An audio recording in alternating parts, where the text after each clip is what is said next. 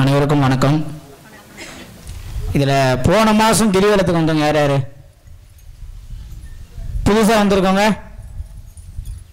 புதுசு தான் அதிகம், பழசு கம்மி. ஏன்?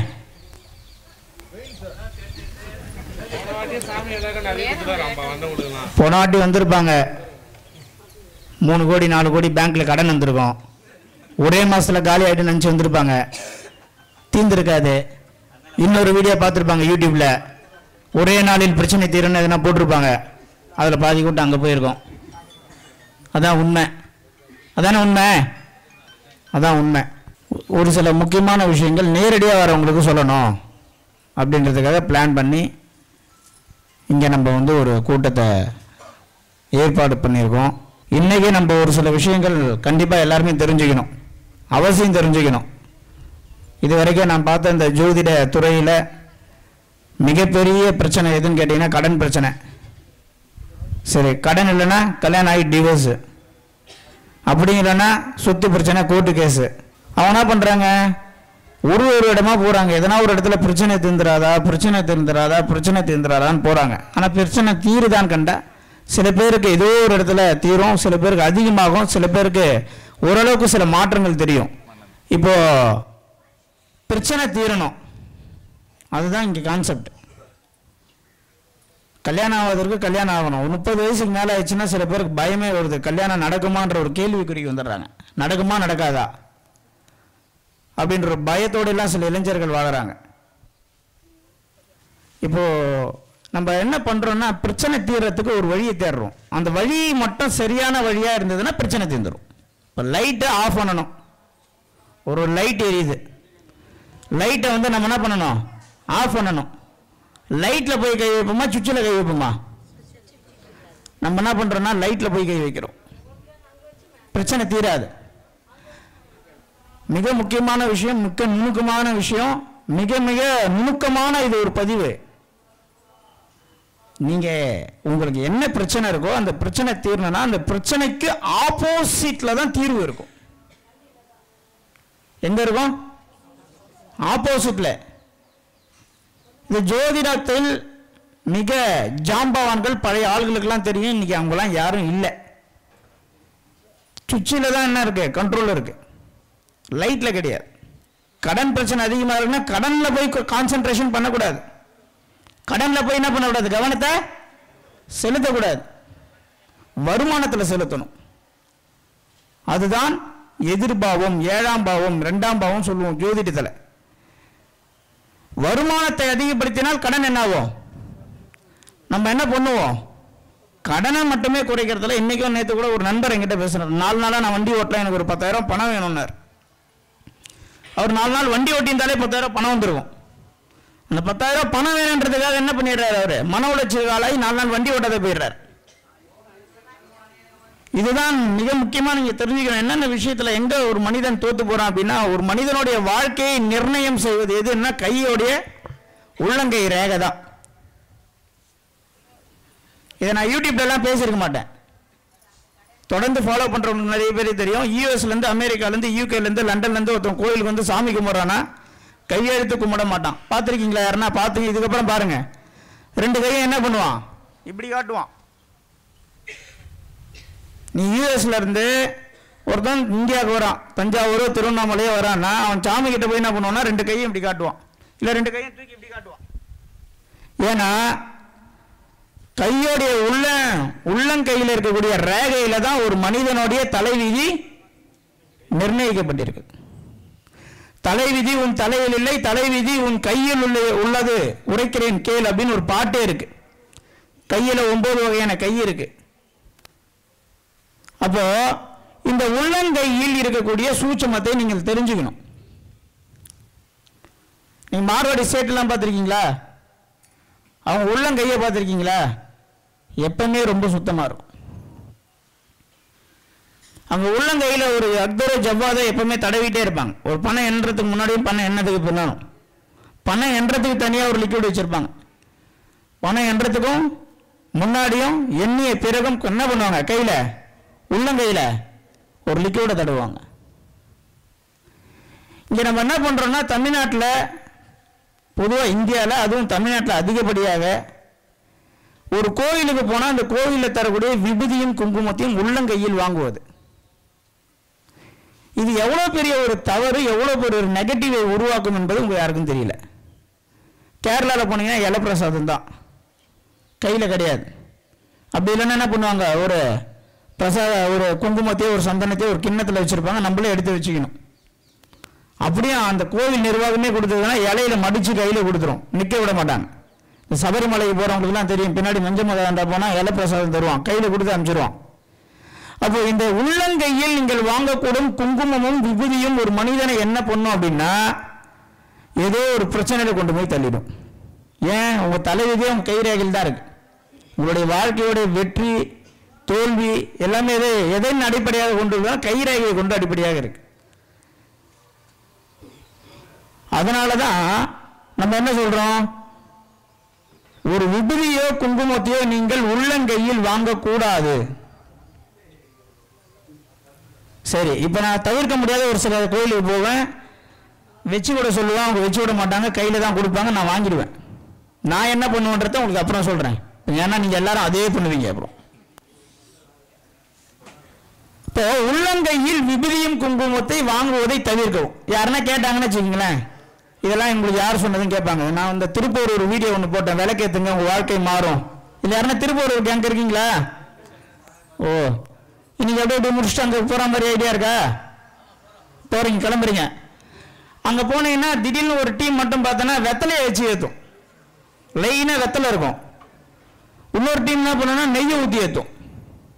இன்னொரு டீம் வந்து செவ்வரலையை போட்டு ஏற்றுவாங்க. இப்போ ஒரு விஷயம் நம்ம என்ன சொல்கிறோன்னா, இப்போ நாங்கள் என்னுடைய வெற்றிக்கெல்லாம் காரணம் என்னன்னு கேட்டிங்கன்னா, நான் யாருன்னா நம்பிட்டேன்னா அவங்க குதின்னு சொன்னால் கிணத்துல தண்ணி இருக்கா கல் இருக்கான்னு பார்க்க மாட்டேன், குதிச்சிடுவேன். சரணாகதி சரணாகதின்னு அடிக்கடி நான் ஒரு வார்த்தை சொல்லுவேன் ஆன்மீகத்தில். அந்த சரணாகதிக்கு உண்மையான அர்த்தம் என்னன்னு உங்களுக்கு நிறைய பேருக்கு தெரிஞ்சிருக்கும். அது சொல்லக்கூடிய வார்த்தை சரணாகதி. ஒவ்வொரு வீடியோலையும் சரணாகதி என்ற ஒரு வார்த்தையை நான் பயன்படுத்துவேன். இந்த இறைவன் நீங்க நினைச்சுக்கிறீங்க நம்ம பெரிய லெவல்ல கஷ்டப்படுறோம் அப்படின்னு கிடையாது. அது ஒரு கற்பனை. நீங்க கஷ்டப்படுறீங்க அப்படின்றது உங்களுக்கு உண்டான ஒரு கற்பனை. மதுரைக்கு பக்கத்தில் ஒரு ஊர், ஒரு 8 கிலோமீட்டர் 9 கிலோமீட்டர் வரும். நம்ம நத்தம் மெயின் ரோடு போகிற வழியில் 8வது படிக்கிறான் ஒரு பையன், அவங்க தங்கச்சி ஒரு 4வது படிக்கிற குழந்தை. அவங்க அம்மா இறந்துட்டாங்க, அந்த பையனுடைய அம்மா இறந்துட்டாங்க. அந்த பையன் எழுந்து என்ன பண்ணுறான்னா காலைல சமையல் செய்கிறான் அவங்க அப்பாவுக்கும் தங்கச்சிக்கும். அப்பா வந்து டாஸ்மாக் ஏஜென்சி, கிட்டத்தட்ட அந்த மதுரையில் இருக்கக்கூடிய ஒரு 30-40 ஒயின் ஷாப்புக்கு மெயின் இன்சார்ஜ். அவங்க மனைவி எழுந்துடுறார். அந்த பையன் 8வது படிக்கிற பையன், இப்போ தான் 8வது, போன வருஷம் 7வது. காலைல எழுந்து சமைக்கிறான், தங்கச்சிக்கு சமைச்சு வச்சிடறான், அப்பாவுக்கு சமைச்சு வச்சிடறான். 4:30 மணிக்கு என்ன பண்ணுறான்னா ஜோதிட கிளாஸ் உள்ள வந்து அட்டன் பண்ணுறான். ஜோதிட கிளாஸ் முடியுது 7 மணிக்கு மேலே. முடிஞ்சதான் தங்கச்சிக்கு சாப்பாடு கட்டி கொடுத்துட்டு இவனை சாப்பாடு கட்டிக்கிட்டு ஸ்கூலுக்கு போகிறான். ஸ்கூலுக்கு போயிட்டு வந்து என்ன பண்ணுறான்னா வீட்டை பெருக்கிறான். வீட்டை பெருக்கி அவங்க அப்பாவை சாப்பிட்டேன்னு கேட்குறான். இதெல்லாம் கேட்டு முடிச்சதுக்கப்புறம் அவனை பண்ணுறான், மறுபடியும் நைட்டு சாப்பாடு ஆக்குறான். அவங்க பாட்டி தாத்தா இருக்காங்க, பாட்டி இப்போ தான் ஒரு வாரத்துக்கு முன்னாடி இறந்துட்டாங்க. தாத்தாவையும் பாட்டியும் பார்த்துக்கிறான். மறுபடியும் நைட்டில் ஜோதிடம் படிக்கிறான். ஜோதிடத்தில் சிறு சிறு சந்தேகம்னா ஃபோன் பண்ணி கேட்பான், இல்லைன்னா வாட்ஸ்அப்பில் வாய்ஸ் நோட் போட்டு ஜோதிடத்தை அனுப்புவான்.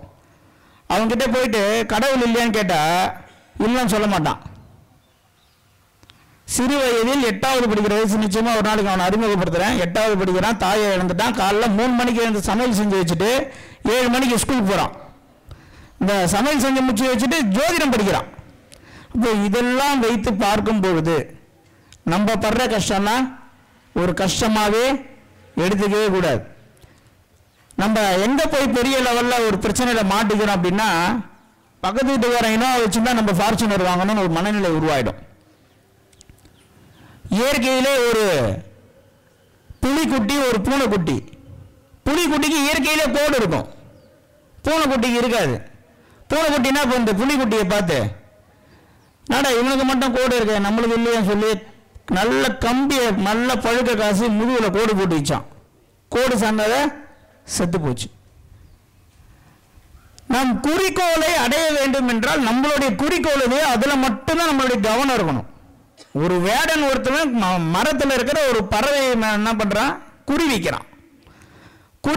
பறவையை அடிச்சு விட்டான். பறவையை போய் எடுத்த பிறகு ஒரு வேடனிடம் போய் பேசி பாருங்க, எதனா ஒரு வேடன் கிட்ட பேசுங்க, நீங்கள் பறவையை அடிச்சிங்களே, அந்த பறவை உட்கார்ந்திருந்த மரம் என்ன மரம், அந்த மரத்தில் பூ இருக்கா, கனி இருக்கா, காய் இருக்கான்னு கேட்டு பாருங்க, அவனுக்கு தெரியாது, சுத்தமாக தெரியாது. அது வேப்ப மரமா, புளியா மரமா, தென்னை மரமா, பனை மரமான்னு தெரியாது. அவனுடைய குறிக்கோள் முழுவதும் அம்பிலிருந்து பறவை மிஸ் ஆகிடக்கூடாதுன்னு மட்டும்தான் அவனுடைய தாட் எல்லாம் இருக்குமே கண்டு, அது என்ன மரம், எவ்வளோ ஹைட்டு, எவ்வளோ பூ, எவ்வளோ காயின்னு இருக்க. அப்போ உங்களுடைய குறிக்கோளை நீங்கள் அடைய வேண்டும் என்றால் முதலில் குதிரைக்கு கடிவாளம் கட்டின மாதிரி சிந்தனையை உள்ள வந்து என்ன பண்ணணும், நீங்க மாற்றணும். உங்களுடைய எண்ணமே உங்களுடைய வாழ்க்கையா மாறும். நீங்க இங்க இருக்கவங்க எத்தனை பேருக்கு தெரியல, நீங்க ரொம்ப நாளா ஒரு விஷயத்தை நினைச்சிட்டே இருந்தீங்கன்னா அந்த விஷயம் ஒரு நாள் நிஜத்துல நடந்து போயிடும். இப்போ ஒருத்தவங்களுக்கு குழந்தை இல்லை, என்ன பண்ணணும், குழந்தை பிறக்கிற மாதிரி, பிரெக்னென்ட் ஆகுற மாதிரி, போய் ஸ்கேன் ரிப்போர்ட் எடுக்கிற மாதிரி டெய்லி நினைவில் அதை தூங்கும்போது நினைச்சு நினைச்சு நினைச்சு பார்க்கும்போது என்ன ஆகுதுன்னா ஒரு நாள் நிஜத்தில் அவங்க கர்ப்பிணி ஆயிடுறாங்க. யூஎஸ்ல ஆர்த்தின்னு சொல்லிட்டு ஒருத்தவங்க, ஆனந்த் ஆர்த்தி, டெக்சாஸ் அப்படின்னு ஒரு இடத்துல இருக்கிறவங்க, குழந்தையே பிறக்காது, ஜோதிட ரீதியாக குழந்தையே பிறக்காதுன்ட்டாங்க. அவங்க சொன்ன ஒரே விஷயம், டெய்லி தூங்கும்போது என்ன பண்றீங்க, கர்ப்பிணியா இருக்கிற மாதிரி நினைவில் கொள்றீங்க. உங்க வீட்டுக்காரரு உங்களை என்ன பண்றாரு, ஸ்கேன் எடுக்க கூட்டு போறாரு, மாசம் மாசம் மந்த்லி ரிப்போர்ட் கூட்டு போறாரு. இதை மட்டும் தொடர்ந்து ஒரு மாசம் நினைச்சிட்டே வாங்க. ஒரு 2 மாசம் கழிச்சு கூப்பிடுங்கன்னும் போது அவங்களுக்கு இப்ப குழந்தை பிறந்துருச்சு, ஒரு 3 மாசம் ஆகுது குழந்தை பிறந்து. உங்களுடைய எண்ணம் தான் உங்களுடைய வாழ்க்கையை நிர்ணயம் செய்யும். இங்க என்ன பிரச்சனை அப்படின்னு கேட்டீங்கன்னா, எந்த இடத்துல நம்ம பிரச்சனைக்கு தீர்வு என்று தேடி தேடியே அங்க முடிஞ்சு போகுது லைஃப். சில பேருக்கு, சில பேர் ஜோதிடத்தில் தேடுறாங்க, சில பேர் பரிகாரத்தில் தேடுறாங்க, சில பேர் வாஸ்துல தேடுறாங்க, சில பேர் ஆன்மீகத்தில் தேடுறாங்க, சில பேர் மந்திரம் எந்திரத்தில் போறீங்க. கடைசி வரைக்கும் தீர்வு கிடைக்குதானா, தீர்வு கிடைக்கிறதே கிடையாது. 3/4 பேர், 99% பேருக்கு தீர்வு கிடைக்கிறது கிடையாது. இதுக்கெல்லாம் எங்க தீர்வு இருக்குதுன்னு நீங்க தெரிஞ்சுக்கணும். அதாவது ஒரு ஒரு ஒரு சுவிட்சா ஆஃப் பண்ணி லைட் ஆஃப் பண்றதுக்கும் மெயின் ஆஃப் பண்றதுக்கும் ஊருக்கே போய் டிரான்ஸ்ஃபார்மர் ஆஃப் பண்றதுக்கும் வித்தியாசம் இருக்குல்ல, வித்தியாசம் இருக்கா? அப்போ உங்களுடைய பிரச்சனைக்கு தீர்வு எங்க இருக்கு? உங்களுடைய ஜாதக கட்டத்தில் இருக்கா? உங்களுடைய உள்ளங்கை ரேகையில் இருக்கா? நீங்க தங்கி இருக்கிற வீட்டில் இருக்கா? இப்படிலாம் பேச போனா உண்மையிலே ஒரு மனிதனுடைய வாழ்க்கையை எது மாற்றும், ஒரு மனிதனுடைய வாழ்க்கையை இமிடியேட்டா எது மாற்றும் அப்படின்னா உங்களுடைய பூர்வீகம் தான் மாற்றும். இங்க இருக்கவங்க யார் வீட்டுக்குன்னா, நான் சைட் விசிட்டுக்கு எதுனா வந்திருக்கேன், நான் வாஸ்துக்கு திருவண்ணாமலை உங்க வீட்டுக்கு வந்திருக்கேன், ரைட் வாங்க, ரைட். நீங்க எங்கம்மா? துறைப்பாக்கம் ஹாஸ்டலு, சரி ரைட். இப்போ இந்த சைட் விசிட்டுக்கு போகும்போதுலாம் நான் சொல்லுவேன், நான் என்ன சொல்லுவேன் அடிக்கடிக்கு, நீங்க சரியான ஒரு வாஸ்து அமைப்பில் ஒரு வீடு கட்டி குடியிருந்தாலும், நீங்க சரியா ஒரு வீடு கட்டிங்க, ஒரு வாஸ்து நிபுணரை வச்சு எல்லாம் பண்ணிட்டீங்க, ஆனா உங்க அப்பாவும் அம்மாவும் வாழற வீடு சரியில்லைன்னா பையன் சரி இருக்க மாட்டான். ஒரு மரத்தோடைய வேர், மரத்தோடைய கிளை, மரத்தோடைய இலை, வேர் நல்லா இருந்தா தான் கிளை நல்லா இருக்கும், கிளை நல்லா இருந்தா தான் இலை நல்லா இருக்கும். இதுதான் கான்செப்ட். இப்போ இங்க இருக்கிற அத்தனை பேருடைய பிரச்சனைக்கு முன்ன ஒரு குழந்தை வந்திருக்கு, குழந்தைக்கு பேர் என்னமா, காமேஷ். இந்த காமேஷ்ன்ற ஒரு குழந்தைக்கு என்ன வயசு, 8 வயசு ஆகுது, சரியா நடக்க முடியல. இப்போ நம்ம வீடியோ பார்த்துட்டு திருப்பூரூர்ல ஒரு அம்மா வந்து ஒரு 2 பொண்ணு அவங்களுக்கு, அம்பத்தூர் பக்கத்தில் கள்ளிக்குப்பம்னு ஒரு ஊர், கள்ளிக்குப்பத்தில் ஒரு வீடு ஒன்று இருக்கு, அங்கே ஒரு 2 பசங்க, ஒரு பையன் ஒரு பொண்ணு. இதே மாதிரி பிரச்சனை கிட்டத்தட்ட ஒரு 20 வருஷமா அவங்க என்ன பண்ணியிருக்காங்கன்னா ஹாஸ்பிட்டலுக்கு மட்டுமே செலவு பண்ணியிருக்காங்க. 20 வருஷமா ஹாஸ்பிட்டலுக்கு மட்டுமே செலவு பண்ணியிருக்காங்க. அவங்க நேரடியெல்லாம் நம்மளை பார்க்கல. வீடியோவில் ஒரு விஷயம் சொல்லியிருப்பேன், இந்த மாதிரி கால் சம்பந்தப்பட்ட விஷயம் பிரச்சனையா இருக்குன்னா வீட்டில் வடமேற்கில் பிரச்சனை இருக்கும், அதை சரி செய்யுங்கன்னு சொல்லியிருப்பேன். அதில் ஒரு 2 பேருக்குமே கிளியர். ஒருத்தருக்கு கள்ளிக்குப்பம் ஒருத்தர், இன்னொருத்தவங்க வந்து ரெட்டில்ஸ் மணலி பக்கத்தில் ஒருத்தவங்க. இப்போ இது ஏன் சொல்கிறேன் அப்படின்னு கேட்டிங்கன்னா, இப்போ எங்களுடைய சொந்த ஊர் பூர்வீகம் வந்து மேல்மருவத்தூர் பக்கத்தில் அச்சரப்பாக்கத்துலேருந்து உள்ளே போனால் பெருங்கரணைக்கு முன்னாடி தண்டலம் கிராமம்னு ஒரு கிராமம். அதை பற்றி நான் ஒரு வீடியோ போட போகிறேன். அந்த ஊரை பற்றி ஊருக்கே ஒரு வாஸ்து அப்படின்னு ஒரு வீடியோ ஒன்று போட போகிறேன். அதை பாருங்கள், நிறைய பேருக்கு நிறைய விஷயம் புரியும். இப்போ நம்ம இங்கே சொல்ல வரக்கூடிய முதல் கருத்து என்னன்னா, முதல் விஷயம், எந்த ஆலயத்துக்கு போனாலும் உள்ளங்கையில் விபூதியும் குங்குமத்தையும் வாங்கக்கூடாது. வாங்கவே சரி, வேற எப்படி வாங்குவீங்க? பேப்பர்ல வாங்குறதும் தப்பு தான். ஆனா உள்ளங்கையில் வாங்குறதை விட பேப்பர்ல வாங்குறது ஓரளவுக்கு ஏற்றுக்கொள்ளலாம். அந்த பேப்பர்ல வாங்கினது அச்சடிக்கப்பட்ட பேப்பர், எழுதப்பட்ட பேப்பரை கிழிப்பது மிகப்பெரிய பாவம் என்று நூல் வேத நூல்ல சொல்லியிருக்காங்க. ஒரு நியூஸ் பேப்பரை கிழிச்சால் கூட அதில் இருக்கக்கூடிய எழுத்து பின்னப்படும்ல, அது மிகப்பெரிய. அப்ப என்ன பண்ணோம்? ஒயிட் பேப்பரை வாங்கிக்கணும். ஆனால் இதில் ஒயிட் பேப்பரை விட பெஸ்ட் எதுனா இலை தான். இலை எத்தனை முடியுமா? இந்த ஊர் எப்படி, இந்த உலகம் எப்படி வடிவமைக்கப்பட்டிருக்கு? 10 கோமாளி இருந்தா நம்மளும் கோமாளியா இருக்கணும். நம்ம கரெக்டா இருந்தா நம்மள கோமாளின்றுவான். 10 பேர் வேஷ்டி ஃபேண்ட் போட்டு போனா நம்மளும் ஃபேண்ட் போட்டு போயிடணும், அங்க வேஷ்டி கட்டி போக கூடாது. அந்த மாதிரி இந்த உலகம் என்ன பண்ணது? வடிவமைக்கப்பட்டிருக்கு. அப்போ முடிந்த அளவுக்கு இலை, முடியாத பட்சத்தில் என்ன பண்ணோம்? ஒயிட் கலர் பேப்பரை, எழுதப்படாத பேப்பரை கட் பண்ணி அதில் நீங்க வாங்கி அதன் பிறகு அதுல இருந்து நீங்க எடுத்து வச்சுக்கணும். 2வது விஷயம், கோயிலுக்கு போக வேண்டியது, அங்க கொடுக்க வேண்டிய பூ, குங்குமம், பிரசாதம், எலுமிச்சப்பழ மாலை எல்லாத்தையும் வாங்கி வந்து பூஜை ரூம்ல வச்சிட வேண்டியது. ஒரு வாரத்துக்கு அந்த பூஜை ரூம்ல அப்படியே இருக்கும்.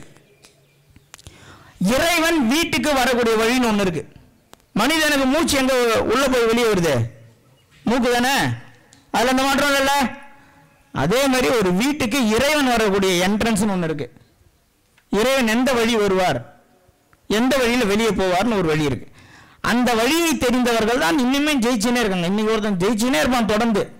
நீங்க சில பேர்லாம் பாத்தீங்கன்னா 20 வருஷம் 30 வருஷம் 40 வருஷம் தலைமுறையே நல்லா இருக்கும். நம்மளுக்கே புரியாது, என்னடா இது இவனுக்கு நேரம் எப்பவுமே. நம்மளுக்கு ஒரு நம்மளுடைய மனிதர்களுடைய ரிசர்ச் எடுத்து பார்க்கும்போது, உங்க பையன் என்ன படிக்கிறான்னு கேட்டா தெரியல, பக்கத்து வீட்டுக்கு வர பையன் 1 லட்ச ரூபாய் சம்பளம் வாங்குறேன்னு சொல்றாரு ஒருத்தர். எந்த அளவு கவனம் வந்து எப்படி இருக்கு? மற்றவங்க மேல மட்டுமே தான் இருக்கு. அப்போ என்ன அப்படின்னு கேட்டீங்கன்னா, விபூதி குங்குமத்தை கையில வாங்கக்கூடாதுன்ற ஒரு விஷயத்தை தெரிஞ்சுக்கிறீங்க. ஒயிட் பேப்பரை 4 கட் பண்ணி என்ன பண்றீங்கன்னா அதில் வாங்கிக்கிறீங்க, வச்சுக்கிறீங்க. 2வது, வீட்டில் என்ன பண்றீங்க? பூஜை ரூம்ல அடுக்க கூடாது, பழனி மலை படிக்கட்டு மாதிரி. ஏனென்றால் ஒரு வீட்டில், அதான் ஜோதிடத்தில் குரு என்ற கிரகம் உச்சமாவது கடகம் என்ற ஒரு ராசியில. பொதுவாகவே இந்த கடக ராசிக்காரங்களாம் பார்த்தீங்கன்னா எமோஷனல் அப்படின்னு சொல்லக்கூடிய வார்த்தைக்கு அவங்க தான் மிக மிக கரெக்டான ஒரு நபர். அப்படியே பாசமா அன்பா பேசி அழகா ஏமாத்தலாம். பரிவு, பாசம், அன்பு, இதுக்கெல்லாம் என்ன பண்ணுவாங்க இந்த கடகராசிக்காரங்க? ஏமாத்தலாம். மற்ற கிரகங்கள் எப்படி இருக்குன்றதுல அப்பாற்பட்ட விஷயம். முதல் பேசிக்கா அந்த கடகராசிக்காரங்கள் கிட்ட இருக்கக்கூடிய பெரிய டிராபேக் ஏனென்றால், நல்லா புரிஞ்சுக்கணும், குரு உச்சமாகிற இடம், குரு என்றால் ஆன்மீக கிரகம், அது உச்சமாகிற இடம் கடகராசி. அந்த கடகராசி வாஸ்துவின் அடிப்படையிலே எங்க வரும் அப்படின்னா, தென்கிழக்கில் இருக்கக்கூடிய வடமேற்கு. 100 வருடம் 200 வருடத்துக்கு முன்னாடி நம்மளுடைய முன்னோர்கள் வாழ்ந்த வீட்டில் நிச்சயமா பூஜை ரூம் கிடையாது.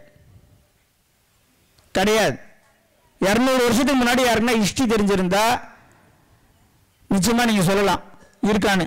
200-300 வருஷத்துக்கு முன்னாடி போயிட்டீங்கன்னா பூஜை ரூம் கிடையாது. ஒரு வீட்டிலையும் சின்னதா ஒரு இந்த வாசக்காலில் என்ன பண்ணுவாங்க, முக்கோணம் மாரி ஒரு மாடம் இருக்கும். அந்த மாடத்தில் என்ன பண்ணுவாங்க, விளக்கேற்றுவாங்க. பூஜை ரூம் கிடையாது. இப்போ 100 வருடத்துக்கு பிறகுதான் பூஜை ரூம் வைக்கக்கூடிய பழக்கம் அதிகமாயிருச்சு. இப்போ ட்ரெண்டில் என்ன போயிட்டு இருக்குன்னா, பூஜை ரூம்ல எந்த சிலை வைக்கலாம், வைக்கக்கூடாது, கையால் வைக்கலாமா, உள்ளங்கையால் வைக்கலாமா, வராகி வைக்கலாமா. பெங்களூர்ல என்னுடைய கிளைண்ட் ஒருத்தர் வீட்டில் பூஜை ரூம் கிடையாது, மிகப்பெரிய கோடீஸ்வரர், பல நிறுவனங்களுக்கு சொந்தக்காரர், அவர் வீட்டில் பூஜை ரூமே கிடையாது. இதுல இருந்து நீங்க என்ன தெரிஞ்சுக்கணும் அப்படின்னா, ஒரு விஷயத்தை கரெக்டா செய்யணும்னு நினைச்சு தப்பா செய்யறதுனால ஏற்படக்கூடிய பாதிப்பு என்ன, அந்த விஷயத்தை செய்யாம விட்டா அதில் இருக்கக்கூடிய நன்மை என்ன.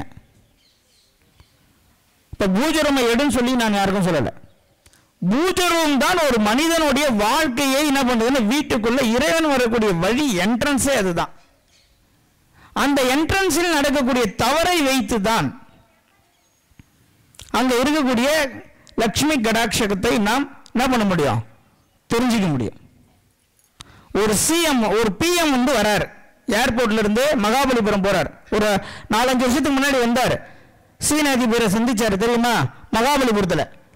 அப்போ மீனம்பாக்கம் ஏர்போர்ட்ல இருந்து மகாபலிபுரம் வரைக்கும் என்ன ஆச்சு, சென்னையே அப்படியே ஜொலிச்சுது தெரியுமா. ரோடு போட்டாங்க, பெயிண்ட் அடிச்சாங்க, சென்ட்ரல் மீடியனை கிளீன் பண்ணாங்க, எல்லாம் பண்ணாங்க. ஏனென்றால் சிஎம் வரக்கூடிய பிஎம் வரக்கூடிய பாதையே அப்படி இருக்கும் பொழுது நம் வீட்டுக்கு இறைவன் வரக்கூடிய வழி எப்படி இருக்க வேண்டும் என்று நீங்க தெரிஞ்சுக்கணும். அந்த பூஜை ரூமில் இருக்கக்கூடிய விஷயம் என்னன்னா, அங்கதான் குரு என்றால் பணம், குரு என்றால் மிகுந்த சந்தோஷம். இது எல்லாமே ஒரு மனிதனுக்கு சீர்குலையுது என்றால் அவனுக்கு வீட்டில் நிச்சயமா பூஜை ரூம்ல ஏதோ தப்பு இருக்கு. இப்ப இங்க என்ன டவுட் வந்துடுறாருன்னா, சார் நான் வந்து 2 வேளை குளிக்கிறேன், பியூர் செக்கன்ல தான் விளக்கேத்துறேன், இதெல்லாம் ரைட். இதெல்லாம் இந்த கான்செப்ட் உள்ளே நான் வரல.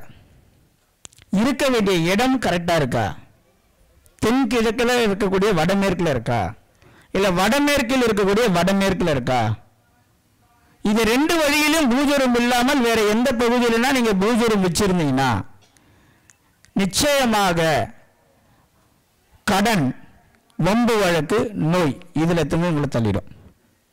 இப்ப நீங்க என்ன பண்ணுவீங்க, ஒரு ஜோதிடர்கிட்ட போவீங்க, இல்ல ஒரு வாஸ்து நிபுணர்கிட்ட போவீங்க, இல்ல நியூமராலஜில பேரை மாத்துவீங்க, இது எல்லாம் பண்ணுவீங்க. ஆனா வீட்டில் இருக்க பூஜை ரூம் அப்படியே அதே இடத்துல தான் இருக்கும், பிரச்சனை மாறவே மாறாது, அந்த பிரச்சனை தீராது. ஒரு காலகட்டத்துக்கு அப்புறம் நீங்க என்ன பண்ணுவீங்க, ஜோதிடம் போய் வாஸ்து போயின்னு ஒரு விரக்தியில எல்லாத்தையும் விரக்தியில பேசக்கூடிய மனப்பான்மை வந்துடும். 2வது விஷயம் என்ன சொல்ற, முதல் விஷயம் உள்ளங்கையில விபூதியும் குங்குமத்தையும் வாங்கக்கூடாது. வாங்குற விபூதி குங்குமத்தை வீட்டில் என்ன பண்ணக்கூடாது, அதிகமா சேர்க்க கூடாது. சரி சேர்ந்துச்சுன்னா என்ன பண்ணுவீங்க, சரி டப்பால கொட்டி வச்சுனீங்க, அதை என்ன பண்ணுவீங்க,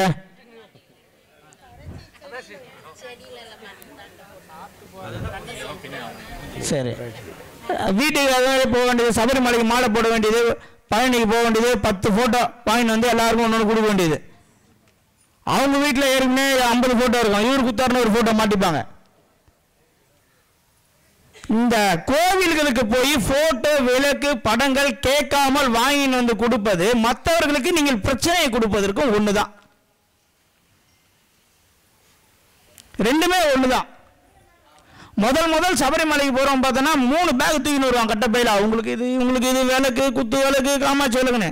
ஒரு 10 வருஷத்துக்கு கழிச்சு அவன் வீட்டுக்கே எதுவும் வாங்கிட்டு வர மாட்டான், ஒரே ஒரு பஞ்சாமிரதம் வாங்கி வந்தாலே பெரிய விஷயம். இதுதான் அனுபவம் சொல்றோம். ஆர்வ கோளாறு எங்க இருக்கு, முதல் வருஷத்துல. 10 வருஷம் கழிச்சு என்ன ஆயிடுறான், தெரிஞ்சுக்கிறான். கண்கட்ட பிறகு சூரிய நமஸ்காரம் செய்யக்கூடாது. முதல் விஷயம் தெளிவாக புரிஞ்சுங்க. யார் கேட்டாலும் சரி, எந்த இடத்தில் எந்த கோவில்ல நாம் சொல்லக்கூடிய ஒரு விஷயமும் ரொம்ப ஆணித்தரமான உண்மையான விஷயம். அதனால நீங்க பயப்படவே வேண்டாம். இல்ல சாஸ்திரம் தெரிஞ்சவங்க என்கிட்ட ஒருத்தவங்க கேட்டாங்க, இதெல்லாம் உனக்கு யார் சொன்னதுன்னு எனக்கு பயம் வந்துருச்சுன்னா சொல்லாதீங்க. 1 மணி ஆனாலும் நம்ம அலுவலகத்தை கூடுங்க, நாங்க எங்க டீமே வந்து நிற்கும். உள்ளங்கை என்பது ஒரு மனிதனுடைய வாழ்க்கையை நிர்ணயம் செய்வது. இந்த உள்ளங்கையில் விபூதியும் குங்குமத்தையும் வாங்குவது மிகப்பெரிய ஒரு பாதிப்பை ஏற்படுத்தும். இன்னிலிருந்து மைண்ட்ல வச்சுக்கோங்க. அப்போ இலையில தான் வாங்கணும். சரி, இலையில வாங்க முடியாத சிச்சுவேஷன், பேப்பர்ல வாங்குறீங்க. பேப்பர்ல வாங்கக்கூடிய பேப்பராக இருந்தாலும் அது எழுதப்பட்ட பேப்பராவோ நியூஸ் பேப்பராவோ இருக்கக்கூடாது. இல்ல சார் இதெல்லாம் எனக்கு ஃபாலோ பண்ண முடியாது, நான் அவ்வளவுதான் வச்சு விட்ற சொல்லுங்க. ஆண்களுக்கு வசதி வச்சு விட்ற சொல்லுங்க. இது தியானம் பண்றேன், வாசி யோகம் பண்றேன், இவங்களுடைய நெற்றியில சில பேருக்கு கை வச்சா பிடிக்காது. அவங்க மட்டும் என்ன பண்ணுங்க, பேப்பர்ல வாங்கிக்கோங்க. ரெண்டாவது கான்செப்ட், ஒரு வீட்டிலும் பூஜை ரூம் இருக்கக்கூடிய பகுதி என்ன? அவங்க வீட்டில் பூஜை ரூம் எங்க இருக்கு? இப்போ சவுத் சைடில் சென்டரில் இருக்குது சார். இப்போ தெற்கு பக்கத்தில் மத்தியமத்தில் வடக்க பார்த்த மாதிரி இருக்கா, கிழக்க பார்த்த மாதிரி இருக்கா? வடக்க பார்த்த மாதிரி இருக்கு. இப்படி இருந்துருங்க, இப்படி ஏந்துருங்க. இப்போதான் தெரியும். எங்க இருந்து வரீங்க, உங்க பேர் என்ன? நான் மதுரையிலேருந்து வரேன் சார். மதுரையிலேருந்து வரீங்க? ஆமாம். Okay, right, super. மதுரையில் எங்க? மதுரையில் பாமா இது ஐயர்பாங்கல பக்கத்துலேருந்து வரேன் சார். சரி, ரைட்டு. மதுரையிலேருந்து இங்கே சென்னை சித்தாலப்பாக்கம் வரைக்கும் பயணம் செஞ்சுருக்கீங்க. பெரிய உண்மையிலே வரவேற்கக்கூடிய ஒரு விஷயம். இப்போ உங்கள் வீட்டில் வந்து நீங்கள் எவ்வளோ நாளாக நம்ம வீடியோ பார்க்குறீங்க? நான் ஒரு 8 மாதமாக உங்களை ஃபாலோ பண்ணிட்டு. சரி, அதில் வாஸ்து வீடியோ பார்த்துருக்கீங்களா இல்லையா? பார்த்துருக்கேன் சார்.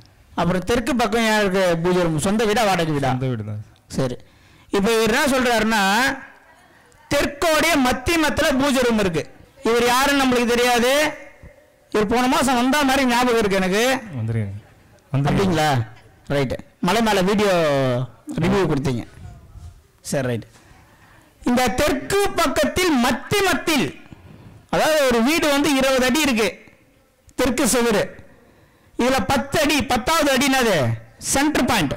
அந்த வீட்டோடைய சென்டர் பாயிண்ட்ல பூஜை ரூம். அதுவும் வடக்கு பார்த்த மாதிரி இருந்தா என்ன ஆகும்னா, கண்டிப்பா கோர்ட்டு கேஸோ வம்பு வழக்கிலையோ இல்லை கடன்லையோ தொடர்ந்து மருத்துவ செலவுலையோ கொண்டு போய் விட்டுறேன். ஏன்னா அது வந்து யமன் பாகம். நான் அடிக்கடிக்கு சொல்லுவேன், ஒரு வீட்டோடைய தெற்கு மத்தியம் என்பது யமன் பாகம். நம்ம என்னன்னு தெரிஞ்சிருக்கோம், வடகிழக்கு, தென்கிழக்கு, தென்மேற்கு, வடமேற்கு மட்டும்தான் தெரிஞ்சிருக்கோம். இது 4 தான் தெரியும்.